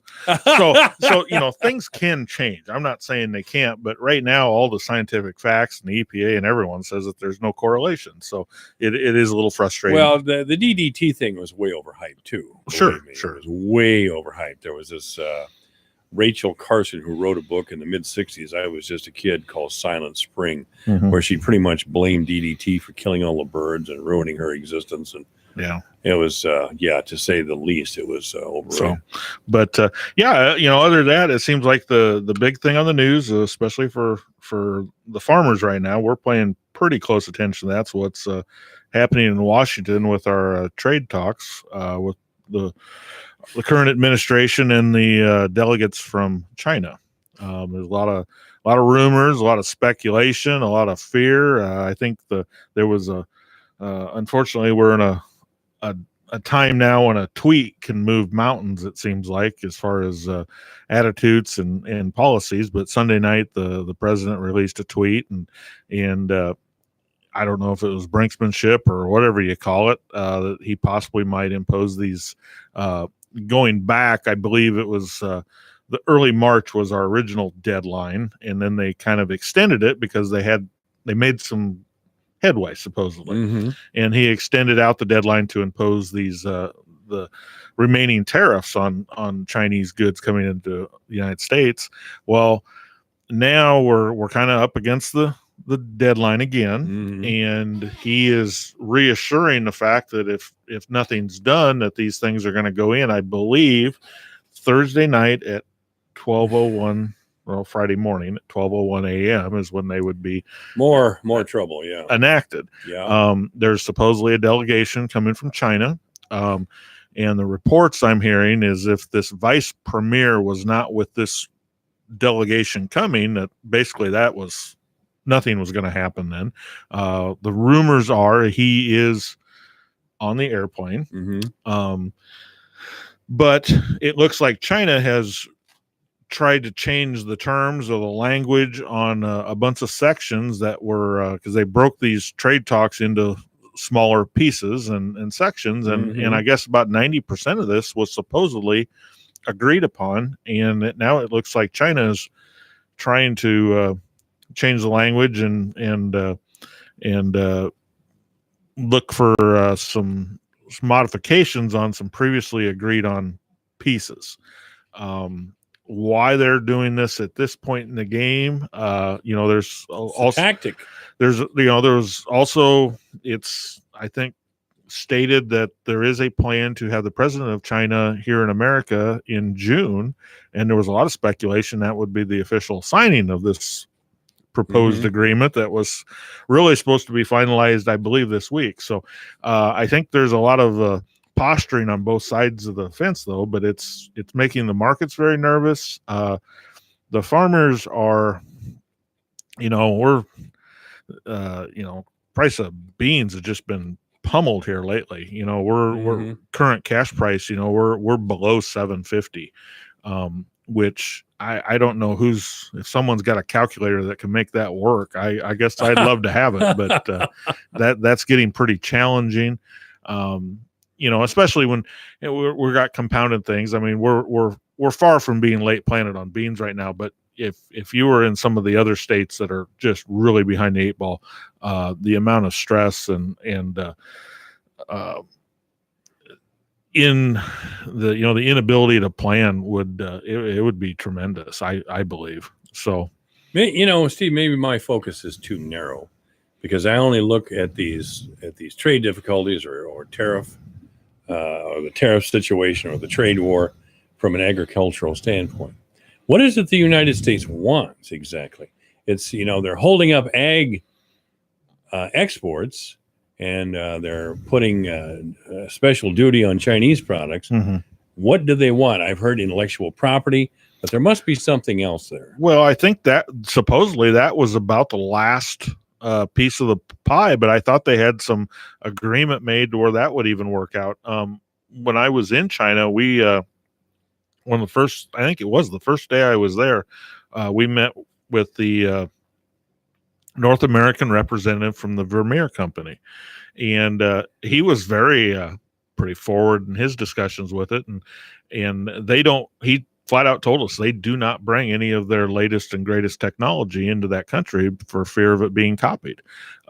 They sell a lot of their product over there, but it's actually a lot of the stuff that was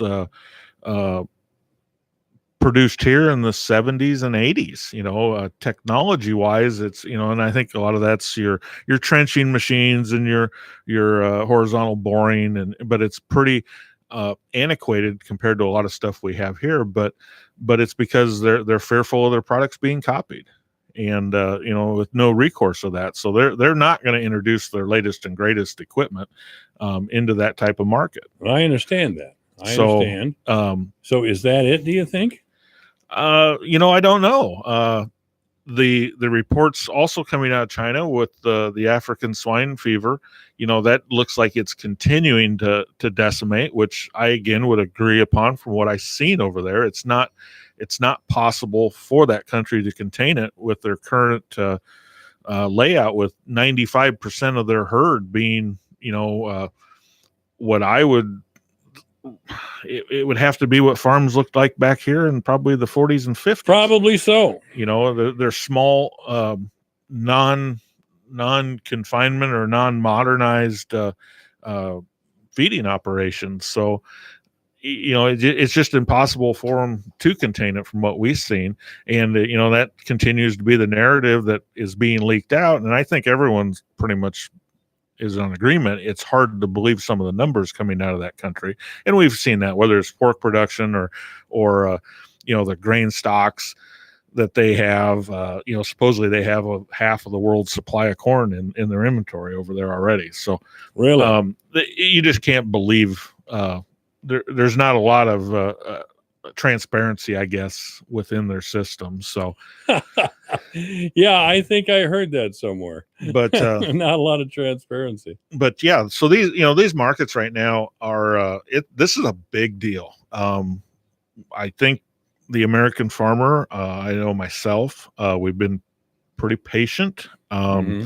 This week's going to be hopefully by the end of the week we've got a direction which we're going. I hope it's not down.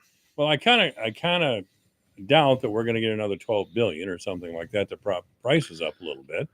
So I understand. I guess I don't really understand this whole and I understand what you just the story you just told me about intellectual property rights and all those things.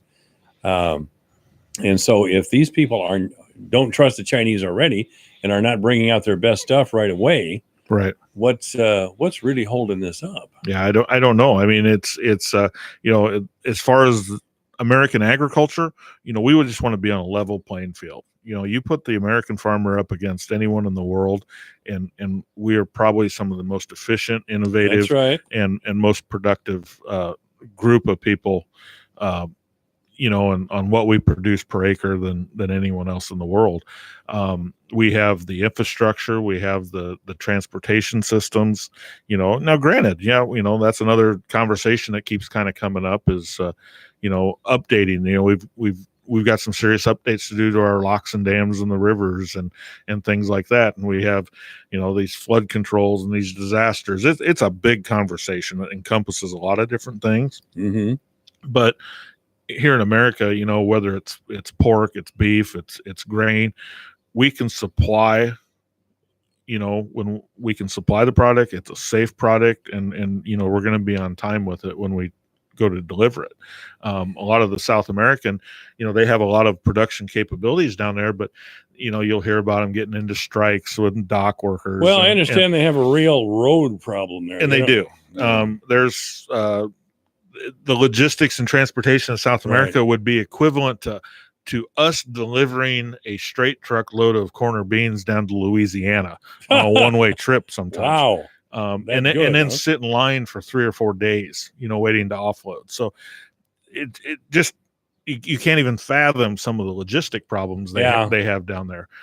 They don't have the rail and the roads, we're lucky we have the railroads that we have. But on some people and from South America that I've had conversation with, that they think we're kind of inefficient by all the roads we do have, because we could farm a lot more if we didn't have the roads. Oh, is that right? Because they farm on, back when the Iowa was gridded out, we have these roads almost every square mile out in the every section of ground. What I call the normal counties. Now I know in some other parts of the state it doesn't work out that way, but Calhoun and Webster County, we're pretty much gridded out on perfect squares, in the you get outside the rivers. But you've flown over Iowa in an airplane. Oh yeah, looks like a big checkerboard. Yeah, it does. And so in some respect, they say that we're inefficient because we have too many roads. And you start talking to the supervisors and the engineers. Yeah, there's a lot of maintenance and cost of having that too. But with the way our land ownership is on a lot of smaller parcels, it works that way. So, but yeah, so these trade talks this week, we really, really need to see something happen. We really need to see that Mexican thing. I don't know how many times we've talked about, and that thing's pretty much an agreement. I know Senator Grassley and Senator Ernst, they've been pressuring or trying to friendly persuade the administration. They want to see the steel and aluminum tariffs lifted as a good faith measure to get this thing done. And if that's what it takes, I'm all for that. I'd like to see that deal done. I know the pork producers, they've got some negotiations going on with Japan.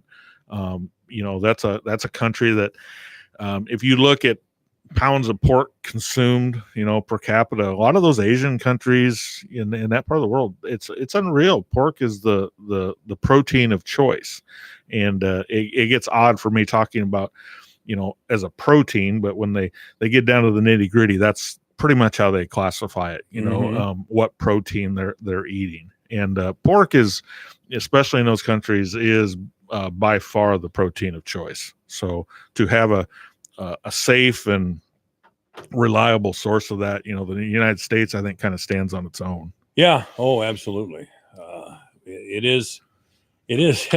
I think it has sunk into me because after several months, really, and I always was one of the slow students in school, but agriculture is just is not even in it here. It's so important to us and to our way of life here that we think somehow I got to be thinking that Trump and President Xi were sitting around talking about when they could get the corn and soybean exports and pork exports going back to China. They're talking about something else entirely. With agriculture just kind of over here as a bargaining chip. Agriculture, unfortunately, is just the thing that's. I think that's probably the easiest thing they can agree on, but it's just being held captive. That's right. By the rest of it. Yeah, it's not that it's that hard.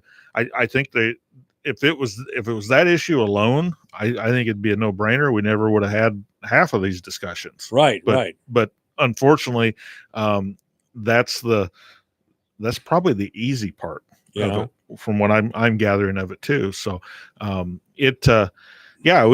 need to, if we don't, that's what I hate to think about. And I've heard some analysts, on Wall Street and whatever, they're kind of coming up with what happens if we don't get an agreement, and and we just walk away from this thing. Sure. Where's that going to go? It could be a very, very tough go, especially for the ag economy in Iowa. And when we start tightening the ag economy up that much, it's going to have ramifications into all the communities here. Certainly, always. It still is the economic driver. We're fortunate in this area to have the strong animal industry, the ethanol processors, and we've got a lot of other discussion going on. We've talked about ethanol and these refinery waivers, and there's no end to the problems and the things that we're consistently trying to hash out. So it's almost to the point where we don't have anywhere to go but up. So well, I hope we don't discover new bottoms as we go along. No, because like I said, some of these prices right now, we're south of $7.50 for cash corn. What's the production cost on that? Or on beans, I mean $7.50. What's the I take production $7.50 corn all day long. But no, beans, like at $7.50. Every farmer is a little bit different, but I think you could probably agree, your seed, your fertilizer, your chemical, your insurance, your diesel fuel, the set price on beans, you're going to be somewhere in that around $200 an acre for that. And then on top of that, you're going to have your land cost, whether that's you might be renting the land, you might be buying the land, you're going to have equipment cost, and that's can change for a lot of guys. Some guys, myself, I run a little older line of equipment and don't have a whole lot of equipment cost. But my father-in-law always did that, and he died a very wealthy man. There's pros and cons to he didn't buy a lot of land. I mean, in the early 80s, it's an old story now. Farmers were being urged to expand. A lot of them did. A crash came. A lot of them were out of business. Sure. He never did. I remember him saying at the time, those guys are buying all this land. There's going to be a payday, and they were right. And he survived just fine. Yeah. And they a lot of guys got out of farming. It broke them. So those side of things, but you're looking at if you had 55 bushel beans, you're looking about $425 gross an acre, and I just kind of roughly said you'd be $200 an acre on seed, fertilizer, chemicals, insurance, that kind of stuff. And then you're going to have your variable cost of your land cost or rent or, whatever the situation may be. And then some equipment, and somewhere in there, you're going to want a little bit of profit, and it doesn't pencil out. Yeah. So, and the thing that can change that though, in the last couple of years, people in this area, we've had some pretty good crops. You can yield your way, out of these cheaper prices.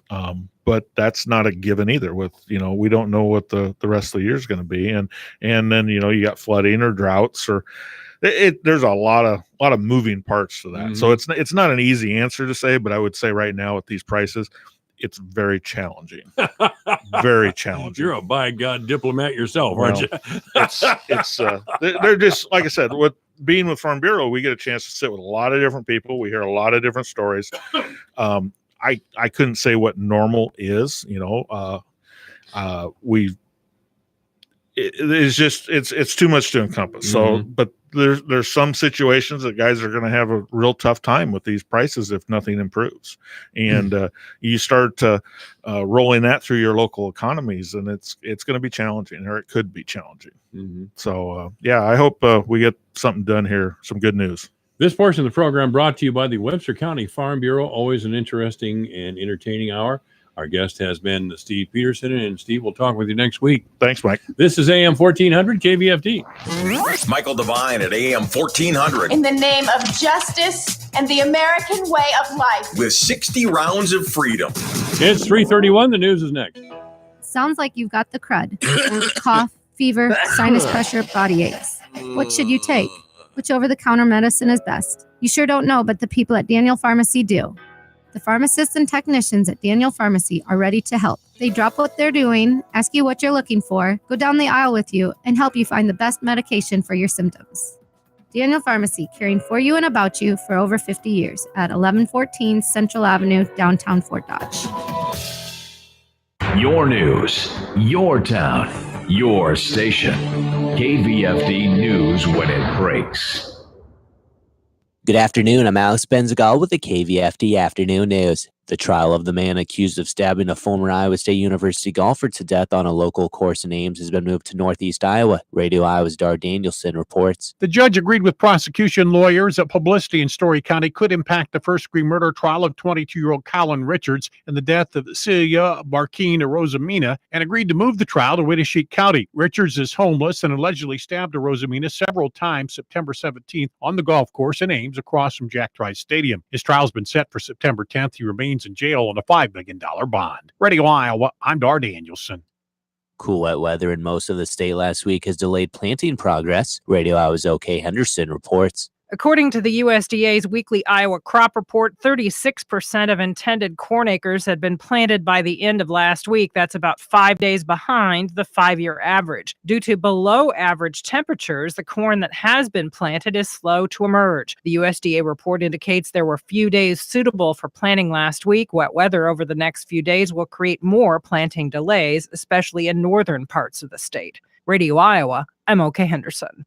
Trade talks with the European Union and China top the agenda this week in Washington, D.C., and Iowa Senator Chuck Grassley will meet this afternoon with the new EU ambassador to the U.S. Grassley, who chairs the Senate Finance Committee, says reducing trade barriers between the U.S. and the EU will be good for economic growth and for creating jobs. The United States and the European Union have mutual interest in having a strong economic relationship collectively. That's about 45% of the global GDP. Grassley says he'll press for a resolution of issues that can benefit Iowa farmers, as the EU has long opposed products grown in the U.S. that are genetically modified. Agriculture issues need to be addressed. You've all heard me say that before, that I do not see how such an agreement can pass Congress if it doesn't resolve some long-standing issues dealing with poultry and biotechnology, probably other things. U.S. trade officials announced Monday night the U.S. would be enacting new tariffs on Chinese products, as Chinese trade officials are due in Washington later this week for the 11th round of talks. I said that enough is enough a long time before even Trump was president. It's time to strike a strong, enforceable deal so farmers, businesses, consumers can get certainty they need. And I urge Chinese negotiators to swiftly bring these talks to a successful close. Grassley, a Republican, says Trump is the first president in memory to call out China on their bad behavior and bring them to the negotiating table. I'm Alex Benzagal with the KVFD Afternoon News. Have a great day. Here's the AM 1400 KVFD weatherology forecast. Overcast this afternoon with daytime highs approaching 63. Easterly winds 10 to 15 miles per hour. Overcast skies tonight, scattered rain showers likely, lows around 45. Overcast skies again tomorrow, scattered thunderstorms likely, high temperatures reach up to 51. From the Weatherology Weather Center, I'm meteorologist Jennifer Wojcicki. Currently, it's 63. Here's a look at how the markets closed today. May corn up 2 1/4 at 358. July up 2 1/4 at 366.5. September up 2 1/4 at 374, and December up 1 1/2 at 383 3/4. May soybeans up 1/4 penny at 817 3/4. July up 1/2 cent at 830 3/4. August up 1/2 penny at 837. November unchanged at 853. May wheat closed up 2 1/2 at 430 1/2. Soybean meal down 340 a ton at 288.40. June live cattle unchanged at 112.27. August up 67 cents to 109.07. May feedered cattle up 127 at 137.30. August up $1.25 to close at 145.60. May lean hogs up 67 cents at 83.05. June down 50 cents at 89 1/4. July down 55 at 92.12. I'm Dwayne Murley.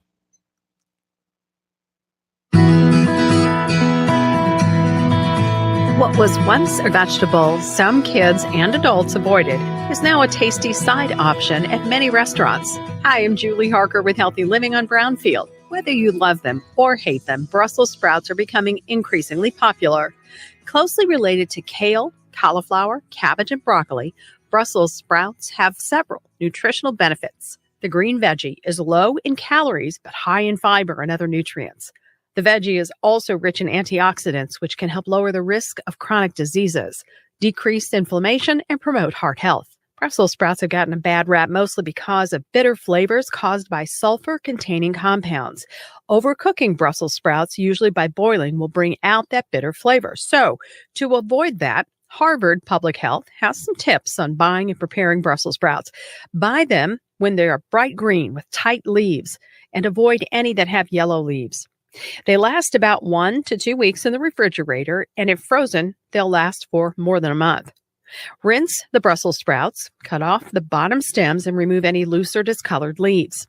There are many ways you can cut them in half and place on a baking sheet, drizzle them with olive oil and salt, and cook for 18 to 25 minutes at 400 degrees Fahrenheit. Roasting them like that is one of the most popular ways to eat Brussels sprouts. I'm Julie Harker with Healthy Living on Brownfield. Man, I love my kids so much. I once sat for 3 hours in the cold rain to watch her soccer team lose by 18 goals. I love my kids so much, I once used a tube to suck snot out of her stuffed nose at 3 a.m. You win. Love your kids? Love them enough to make sure they're in the right car seat. From toddlers to tweens, visit nhtsa.gov/the right seat to find the right seat for their age and size. Keep them safe. Visit nhtsa.gov/the right seat. Brought to you by the National Highway Traffic Safety Administration and the Ad Council. Let's be honest. The National Symphony may not be in his future, but he wanted to try violin. So you said yes because you love him. And if you love him that much, love him enough to make sure he's buckled up and in the back seat. Find out more about keeping your kids safe in your vehicle at nhtsa.gov/the right seat. Show him you love him. Keep him safe. Visit nhtsa.gov/the right seat. Brought to you by the National Highway Traffic Safety Administration and the Ad Council. Gunderson Funeral Home and Cremation Services. Oh, why not just cremate me when I'm gone? Sounds simple, doesn't it? However, there are many options to consider when cremation is chosen.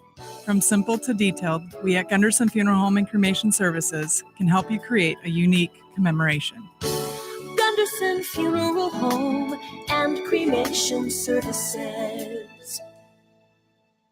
The legendary B.J. Thomas returns to Wild Rose Casino and Resort Saturday, May 18th. Raindrops keep falling on my head. Don't miss an intimate performance with B.J. Thomas. Tickets are available now at the Iowa store inside the casino or online at wildroseresorts.com/Jefferson. B.J. Thomas. Get your tickets now. Wild Rose Casino and Resort, Jefferson. You'd rather be here. Nothing's worrying. To keep your vehicle running at its best, keep up with routine maintenance. The certified service techs at Humboldt Motor Sales make maintaining your vehicle easy. They offer convenient hours and competitive prices on all service and parts. And they take care of your GM warranty needs too. From oil changes to tires, brakes to batteries, engine repair and transmission repair, Humboldt Motor Sales can handle it all. Have your vehicle serviced soon at Humboldt Motor Sales. Log on to HumboldtGM.com to schedule an appointment now or call 800-566-8671.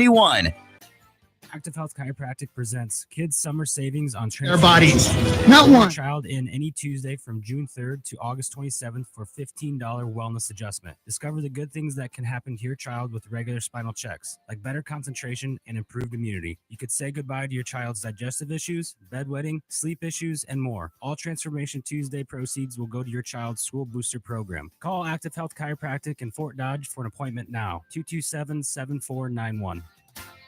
Divine Intervention is online at yourfortdodge.com, on Twitter at JMike1400. This is AM 1400, KVFT, the voice of Fort Dodge. I'm Michael Devine, and we're here to tell the truth, make it matter, and we're never going to be boring. Joining me again today in that effort is Dr. Dean Stanzel, an economist with Southern Methodist University. How are you, Dean? I'm doing great, Michael. How are you? Dean Stanzel is also with the O'Neill Center. Please tell us about the O'Neill Center. Sure. The O'Neill Center for Global Markets and Freedom is in the Cox Business School at Southern Methodist University in Dallas. It was set up by one of our alums, William O'Neill, who is also the founder of Investors Business Daily newspaper. Our focus is on studying the impact of competitive market forces on freedom and prosperity in the global economy. Our website is o'neillcenter.org, ONEIL. Well, Dr. Stanzel, of course, usually sends me some information and material for us to speak about, and today he's hit a home run, at least in our part of the world. As Dr. Stanzel, as a libertarian, of course, is very opposed to tariffs, and we've had a tariff situation here for quite some time. We were kind of told that, all right, we'll just flex our muscles and China will back down. Might be a little rough at first, but it'll get all worked out. Well, here we are in May.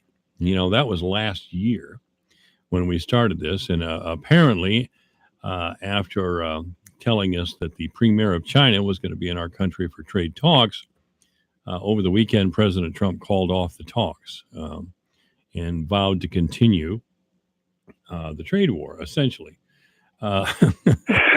Now, President Trump, and this is in an NBC News article that's on my Facebook page sent to me by Dr. Stanzel, President Trump has asserted that the tariffs are helping our economy. But and while I'm no fan of NBC News, by the way, I consider them kind of the Pravda of the major three networks. President Trump doesn't help us and doesn't help himself when he says things like tariffs are boosting the economy, because they clearly aren't, especially not in our part of the world. But Dr. Stanzel, what about this? Trump and tariffs and boosting the economy. Yeah, sure. I'm glad to hear you say that. The headline kind of says it all. Despite what Trump says, tariffs aren't boosting the American economy. And then they quote an economist saying his assertion generally that the Chinese are paying these tariffs is just simply nonsense. It's a complete misunderstanding of how tariffs work. And that's, I agree 100% with all of that. And most economists do. A tariff is a tax, right? So sure, it's imposed on the exporter of goods to our country, but it's just like the sales tax in the sense that while the retailer collects it, they get the money from the consumer. So these taxes on imported goods are being passed on to consumers in the form of higher prices. And by the way, some of those consumers of imported goods are actually producers here in the U.S. who, with a global supply chain, who are buying things from overseas to bring in to help to use to produce their final products, goods, and services. So this harms essentially everyone.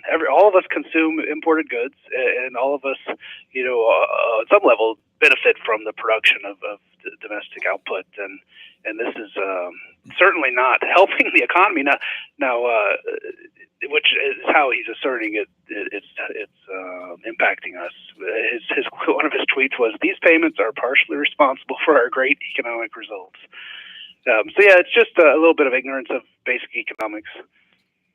Yeah, it doesn't help anybody, and I'm not trying to take off on President Trump. Again, I'm happy that he's president rather than whoever he ran against. But for God's sake, who was that? Who was that? Yeah, she whose name we will not speak. But yeah, why would he say such a thing? Tariffs. Well, I don't know. I'm going to rely on your expertise here, Dr. Stanzel. Tariffs are poison in this part of the world. We're an agricultural state. 27% of our pork goes to China. A huge percentage of our soy. 1 in every 3rd row of soybeans is exported to China. We do a lot of business with Mexico, and that agreement has not come together yet. As a matter of fact, it's coming apart. The USMCA, the United States-Mexico Canada Agreement, is in trouble now. That doesn't do the Midwest in general, the Corn Belt, any good at all. I mean, it hurts us badly. Is there a part of the country that profits from this sort of thing? No. I was just thinking of that as you were saying that. It's hard to imagine any industry or region that really is a net gainer from this. Now, certainly you can identify specific companies sometimes where, like with the steel tariffs a while back, Trump brought together all the big steel companies and the CEOs, and this is, made for TV event said, well, we need protection, and they got protection. So you could argue those particular companies maybe are getting some benefit, those with the political influence to get in there and have the president's ear. But there's so many producers who use steel who are now having to pay more or reshuffle their supply chain to figure out where to buy steel from someone else, and it's that's all passed on to consumers, right? We end up paying for this. The idea that somehow we're making the Chinese exporters pay for it is just, again, as the quote in the article said, it's a fundamental misunderstanding of how tariffs work. Yeah, and I don't know who's benefiting here. I haven't figured that out. Well, I mean, you could say politically the president's benefiting, right? Because he has found a way to turn this issue into one that people are kind of on his side about it. It's one of those things where economists have done a bad job educating the public, and it's an easy one to kind of demagogue with kind of 30-second sound bites, and it's a little harder to make the case for free trade in that context, unfortunately. So we need to do better. But ultimately, I think politically, it makes it seem. I suppose this is part of the argument. It makes it seem like he's standing up for the American worker or something, or the American companies. I can't articulate the case since I don't agree with it. I understand. Well, you got to be careful with that. You can't sum up the world's problems in 30-second sound bites there, Dean. That's what I do for a living, for God's sake. Well, but you have the liberty to go a little bit beyond 30 seconds. I do. I can go all afternoon if I want to. Right. So anyway, what the news item here is that essentially the 10% tariff that was levied on about $200 billion worth of Chinese imports, the latest messages from the president yesterday would be that we're going to raise that to 25%, so more than double it, and that he was going to impose that 25% tariff on other goods that didn't have it yet. And so, as you stated at the outset, this is kind of all in the run up to what were supposed to be trade talks. And the last I checked, the Chinese negotiators were still planning to come to the U.S. for these trade talks. So, thinking about the president's track record here, it seems like this is posturing. This is negotiating. This is the way he operates with things like this. This is a negotiating ploy to try to get them. Hopefully, that's all it ends up, to try to get them to make more concessions. And so, if it's only that and it doesn't get imposed, then maybe you could argue there's something good that comes out of it in terms of bringing down barriers to trade. Because no doubt, look, the Chinese have barriers to trade. They definitely do. All countries do. There aren't really any that don't. But we'd all be better off if we could lower those. And if rattling your saber or whatever you want to call it gets them to lower their barriers, and we do the same, then we'll all be better off in the end. Yeah, I'm not getting this at all. I really got to tell you. Well, you're not getting what? I'm getting what you're saying. Okay, right. I'm not getting the reasoning behind President Trump's actions. Right. And all I'm saying is, if you kind of look at how he operates, this seems like standard operating procedure. Just tweet a bunch of kind of things that get people upset, and then watch the markets fall apart. Yeah, that's what happened this morning, by the way. Right. By the way, though, if you think about what's going on in the stock market, I mean, we, as I probably say a lot on this show, we pay too much attention to these fluctuations in all sorts of things, stock markets, unemployment reports, all these things. But ultimately, before today, the markets were up about 14% on the year. So just since January, we're not even halfway through the year, and you've already got about a 14% return. That's an excellent annual return. That's really a good return for maybe 3 years, right, on an investment, maybe 2 or 3 years. So we're way ahead, and even with a big correction, investors aren't, we don't need people, jumping out of windows or anything. It's not that sort of thing, but it really goes to show you, because it's not just the U.S. markets, it's the world market, stock markets all over the globe. It goes to show you how interconnected we are now. And so when something goes wrong in one country, it spills over to other countries, and certainly the Chinese economy isn't doing great. And so anything like this that would do harm would lead to concerns there. So it's all interconnected, but hopefully we can work our way through this without people losing out too much. This is AM 1400 KBFT, the voice of Fort Dodge. Our guest is Dr. Dean Stansel, an economist of Southern Methodist University and the O'Neill Center. We're going to switch gears to another article also on my Facebook page, this time from National Public Radio. Now, this article has the distinction of being the first and perhaps only article from National Public Radio I will ever put on my Facebook page. I thought you'd like that. Yeah, because I have spoken of National Public Radio before as an extravagance that we should, get rid of. I don't know why we're putting money into National Public Radio, but I guess we are. Sure. No, I totally agree that we shouldn't be funding us with taxpayer dollars, but I do think that sometimes their coverage, especially the expansive nature of it, does a good job of covering issues in a way, a more comprehensive way than some of the other sources do. So. Well, perhaps that's true. I think they're just a pack of liberals with nowhere else to work. Well, who couldn't is work that in the different from the other's house? What's that? That's different from the other source's house. That's a good point. That's a good point. Anyway, President Trump, and this if you read the NBC article that Dr. Sands and I have been talking about, you'll see that that there is a mention of the overall improvement in our economy, but that's certainly not related to tariffs. That's related to other things that President Trump has done. And of course, deregulation kind of turns Dr. Stansel on too. It's close to his heart very much. And there is an article on my Facebook page from National Public Radio that talks about this a little bit, that the economy has definitely picked up steam in the first quarter, growing at an annual 3.2% rate. And that's very good. And retailers saw a strong sales increase in March after kind of a slow February. So check out that article. Well, what can we say about the economy in general being strong, Dean? Sure. So as you summarized there, the numbers look pretty good. The most recent thing was on Friday of last week, the monthly jobs report. This one for April came out. The unemployment rate was down to 3.6%, the lowest in 50 years.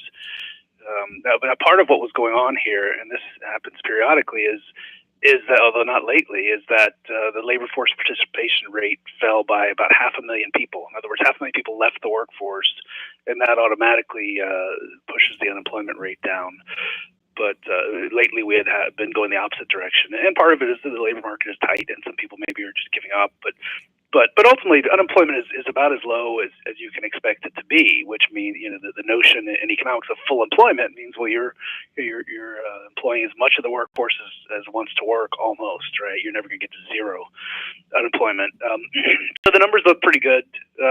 Could always be better, but ultimately things are going in the right direction. The other thing to add in here is that we are coming up on, I think it's 2 more months, on 10 years in terms of the length of the current economic expansion. In other words, the amount of time that's passed since the last recession. It's coming up on 10 years here in a few months, and that would be the longest in 50 years. What that means in part to me, and I know I've said this before and haven't been right yet, but is that around the corner somewhere, I guarantee you there's a recession, right? Because the business cycle is a living thing in a sense, and at some point things are going to turn sour, and so a 10-year expansion is really about as long as you can hope for, and so we'll see, and that's where these trade war things and these kind of negative impacts on the economy become all that much more important, because the deregulation is helping make it easier for entrepreneurs to expand their businesses and lower their costs, and the tax cuts have helped with that as well.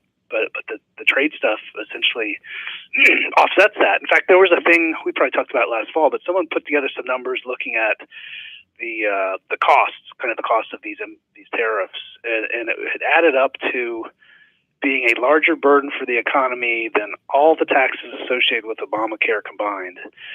And it was also almost equal to the reduction in revenue from the income tax, from the corporate income tax cut. So it's not small potatoes here we're talking about with these tariffs, and the economy's humming, but we can always do better. I don't know if you heard this quote the other day. Vice President Pence came out and said that what we need to do right now is, because the economy is doing so well, he says this is the perfect time. I don't have the direct quote. It's the perfect time to lower interest rates, right? Which is the exact opposite of what you learn in an economics class, which is that if you want to use monetary policy, it's kind of counter-cyclical to help stimulate the economy, well, you lower interest rates when the economy is doing badly to help stimulate growth, and then when the economy's humming along, that's when you would raise them, and get.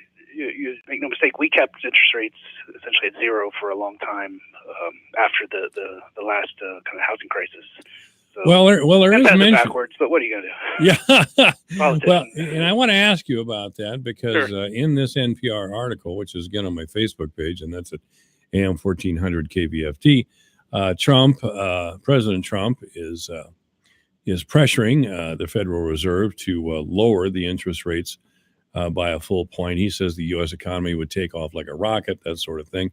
The Fed did not lower them by a full point. They just didn't raise them, but the question I have is, certainly it makes sense to lower interest rates when times are bad. But when the economy's moving right along, what would be wrong with lowering interest rates? So the concern that some people have is they use the term overheating, which I don't think I've ever seen that in a textbook, but it's basically, you know, like an engine in a car, right? If you get too much power in there, it overheats and can damage. And obviously that's kind of probably a poor metaphor for the economy. But the main concern is inflationary pressures. That if you have lower interest rates, that would expand the money supply, and then you would have more dollars chasing the same amount of goods, and so the prices would have to go up. And then so the Fed traditionally has been thought of as doing this balancing act between inflation and unemployment. Now there's controversy in the profession as to whether or not that relationship there actually exists, but that's the way it has typically been thought of. And so since unemployment is low, you want to make sure that the inflation doesn't get too high, and it hasn't been high. Inflation's been quite low lately. So my view is that we shouldn't have a Fed. I think that what we should do, in fact, Milton Friedman's idea. You're just getting more radical as time goes on. Milton Friedman's idea was a constant growth rate of the money supply, which is essentially what the Fed controls, is the money supply. And so it's not that we shouldn't ever let it grow, although I'd be okay with that. It's that, to take out the uncertainty and the problems it creates for investors, pick a number, whatever it is, 1%, 2%, and the money supply grows by that rate every year. Everyone knows what it's going to be. There's no confusion. There's no uncertainty. And then you don't need a Fed, right? It's basically running on autopilot. But not everyone agrees with that. I'm going to start calling you Milton one of these days.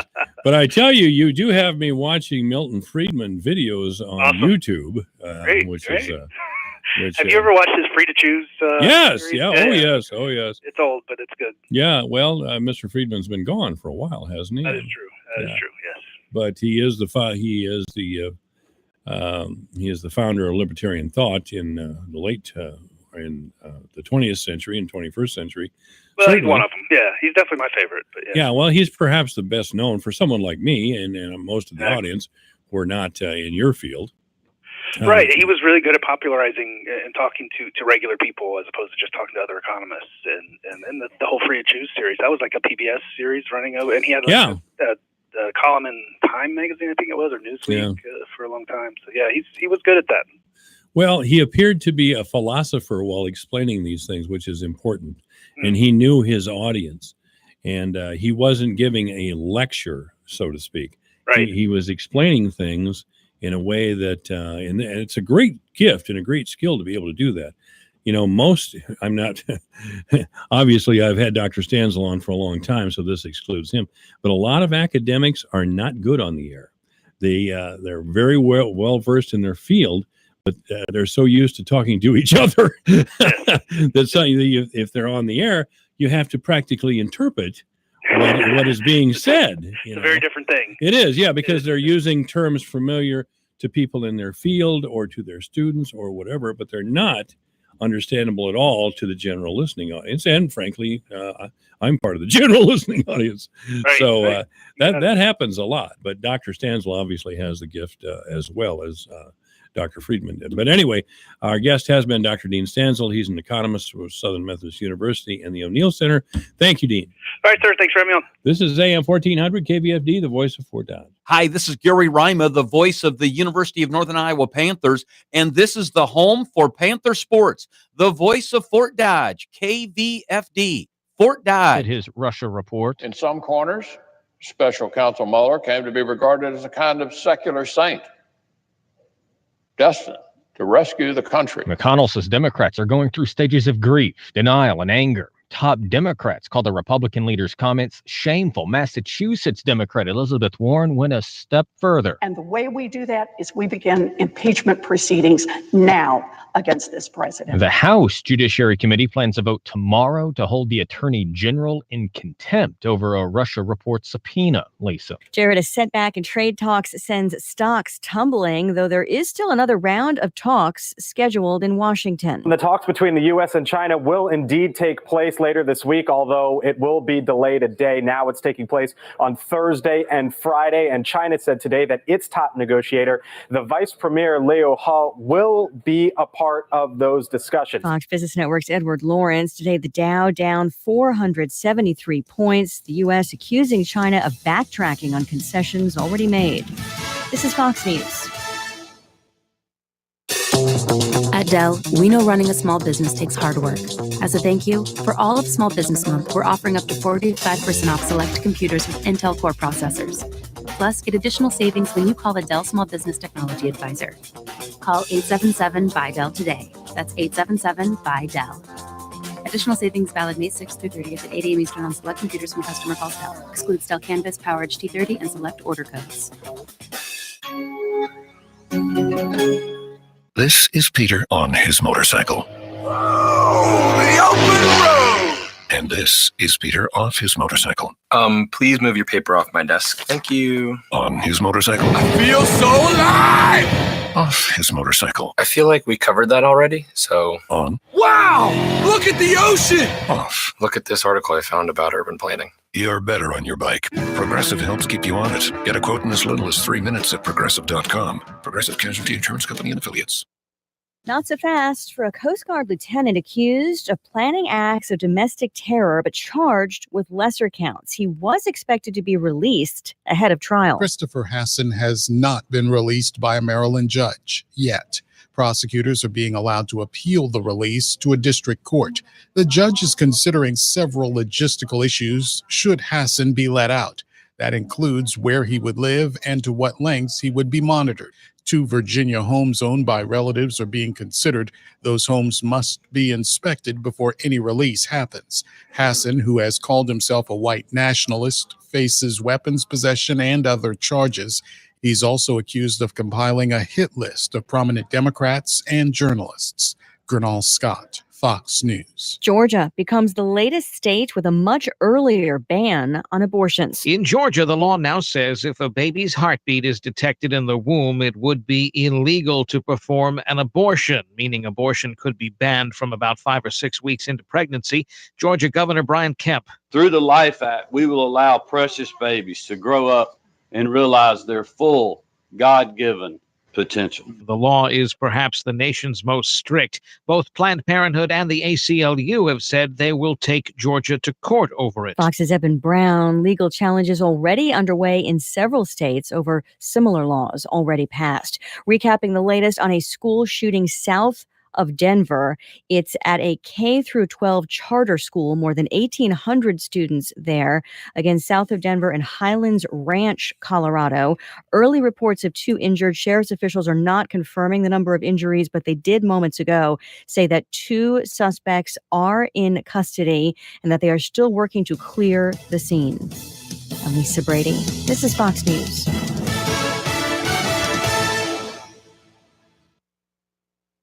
Your news, your town, your station.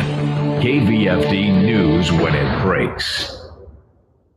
Good afternoon. I'm Alex Benzagal with the KVFD Afternoon News. The trial of the man accused of stabbing a former Iowa State University golfer to death on a local course in Ames has been moved to Northeast Iowa. Radio Iowa's Dar Danielson reports. The judge agreed with prosecution lawyers that publicity in Story County could impact the first-degree murder trial of 22-year-old Colin Richards and the death of Celia Barkeen Rosamina, and agreed to move the trial to Winneshiek County. Richards is homeless and allegedly stabbed Rosamina several times September 17th on the golf course in Ames across from Jack Trice Stadium. His trial's been set for September 10th. He remains in jail on a $5 million bond. Radio Iowa, I'm Dar Danielson. Cool wet weather in most of the state last week has delayed planting progress. Radio Iowa's OK Henderson reports. According to the USDA's weekly Iowa crop report, 36% of intended corn acres had been planted by the end of last week. That's about 5 days behind the 5-year average. Due to below average temperatures, the corn that has been planted is slow to emerge. The USDA report indicates there were few days suitable for planting last week. Wet weather over the next few days will create more planting delays, especially in northern parts of the state. Radio Iowa, I'm OK Henderson. Trade talks with the European Union and China top the agenda this week in Washington, D.C., and Iowa Senator Chuck Grassley will meet this afternoon with the new EU ambassador to the U.S. Grassley, who chairs the Senate Finance Committee, says reducing trade barriers between the U.S. and the EU will be good for economic growth and for creating jobs. The United States and the European Union have mutual interest in having a strong economic relationship. Collectively, that's about 45% of the global GDP. Grassley says he'll press for a resolution of issues that can benefit Iowa farmers, as the EU has long opposed products grown in the U.S. that are genetically modified. Agriculture issues need to be addressed. You've all heard me say that before, that I do not see how such an agreement can pass Congress if it doesn't resolve some long-standing issues dealing with poultry and biotechnology, probably other things. U.S. trade officials announced Monday night the U.S. would be enacting new tariffs on Chinese products, as Chinese trade officials are due in Washington later this week for the 11th round of talks. I said that enough is enough a long time before even Trump was president. It's time to strike a strong, enforceable deal so farmers, businesses, consumers can get certainty they need. And I urge Chinese negotiators to swiftly bring these talks to a successful close. Grassley, a Republican, says Trump is the first president in memory to call out China on their bad behavior and bring them to the negotiating table. I'm Alex Benzagal with the KVFD Afternoon News. Have a great day. Here's the AM 1400 KVFD weatherology forecast. Overcast this afternoon with daytime highs approaching 63. Easterly winds 10 to 15 miles per hour. Overcast skies tonight, scattered rain showers likely, lows around 45. Overcast skies again tomorrow, scattered thunderstorms likely, high temperatures reach up to 51. From the Weatherology Weather Center, I'm meteorologist Jennifer Wojcicki. Currently, it's 63. Alpha Media presents the ultimate Fort Dodge experience. We'll fly two of your favorite guests round trip via Air Choice One to Fort Dodge. They'll fly in from St. Louis, Minneapolis, or Chicago on Friday, June 7th. Upon arrival, they'll settle into the Holiday Inn Express for 4 days and 3 nights of Fort Dodge fun and excitement. Your guests will receive 4 tickets to Celebration featuring Sammy Hagar Saturday night, June 8th. They'll also enjoy some of the best burgers in Iowa with a $50 gift card to Rides Bar and Grill. And nobody can visit Fort Dodge without chowing down at Taco Tico. Sunday, they'll enjoy brunch and golfing for 4 at Willow Ridge. And that's not all. Victory Motors is giving them a $50 Visa gift card for even more fun. Enter the names of your friends or family on the Ultimate Fort Dodge contest page at yourfortdodge.com. Deadline for entry is May 23rd. On Friday, May 24th, we'll draw one lucky winner. It's the Ultimate Fort Dodge experience from this Alpha Media station.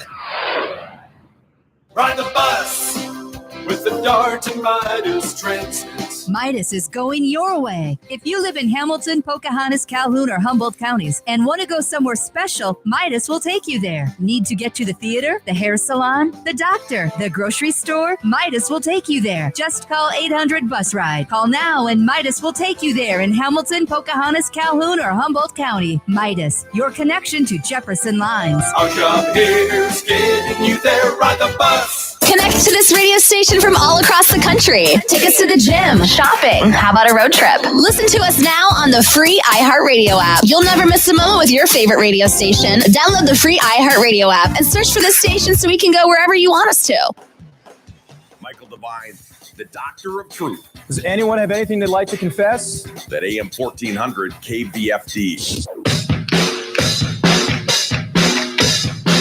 Yeah, this is AM 1400, KVFD, the voice of Fort Dodge. I'm Michael Devine, the Doctor of Truth, of course. With me here is the Doctor of Disaster, David Fearing, City Manager. How you doing, David? Geez, I hope not. Oh, come on, man. That's not a good... David, I think we'll start calling him T-Pain. He brings the pain. He brings it.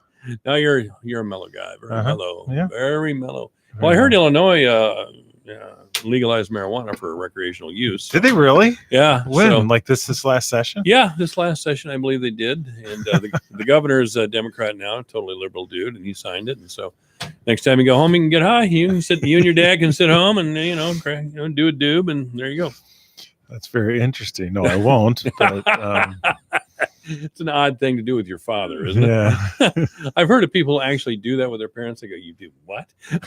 I don't know. Anyway, so spring cleanup is well underway. I know you love spring cleanup. Yeah. You love it, dude. Yeah, You love it. Favorite time of the year. So, yeah, the last cleanup is tomorrow, and this is for the southwest side of the city. So south of 4th Avenue North and west of 15th Street. Your cleanup is tomorrow. Was it a problem this year with all the rain? I mean, I stood out in front because this is what I do. I sit out in front with my coffee in the morning, and I watch the sanitation guys come along and pick up all the trash on my street. Yeah. I'm like my dad; he used to do that. So I stood out on my front porch with my coffee cup and watched the guys come around. I know it is like a spectator sport. It almost is. Whether it's watching the pickers or going picking or whatever, it is kind of a. The pickers came. The pickers. One of the pickers came following the truck down the road. Here's that clamshell. End loader, and he's following the truck down the road, and then he kind of gets caught. He's between the truck and the clamshell, and everybody's got to wait while he gets through. And geez, come on, man. Yeah, you do have to kind of drive around them. I try to avoid the block they're on when they're on it. That clamshell is actually a little bit of an innovation by some of our public works guys. So, I mean, you can buy these connectors or the clamping thing for the loader, which is good, but it didn't look real high tech. But it looked very workable. Our guys came up with an idea. They kind of welded some more bars on there to make it pick up other materials. They thought it'd be really way more effective on spring cleanup days with that on there. So they were right. We'll see how it comes out and whether it worked a lot better. But I do need, if you give me the opportunity, to tell people that spring cleanup day is really for bulk items. If you have garbage that can fit in your garbage can, your big 96-gallon toter, please put it in that. Don't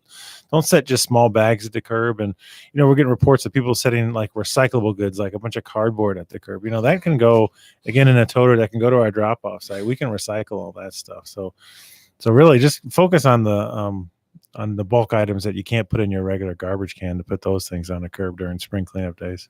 Another irritant to you, no doubt, is that we can burn leaves now.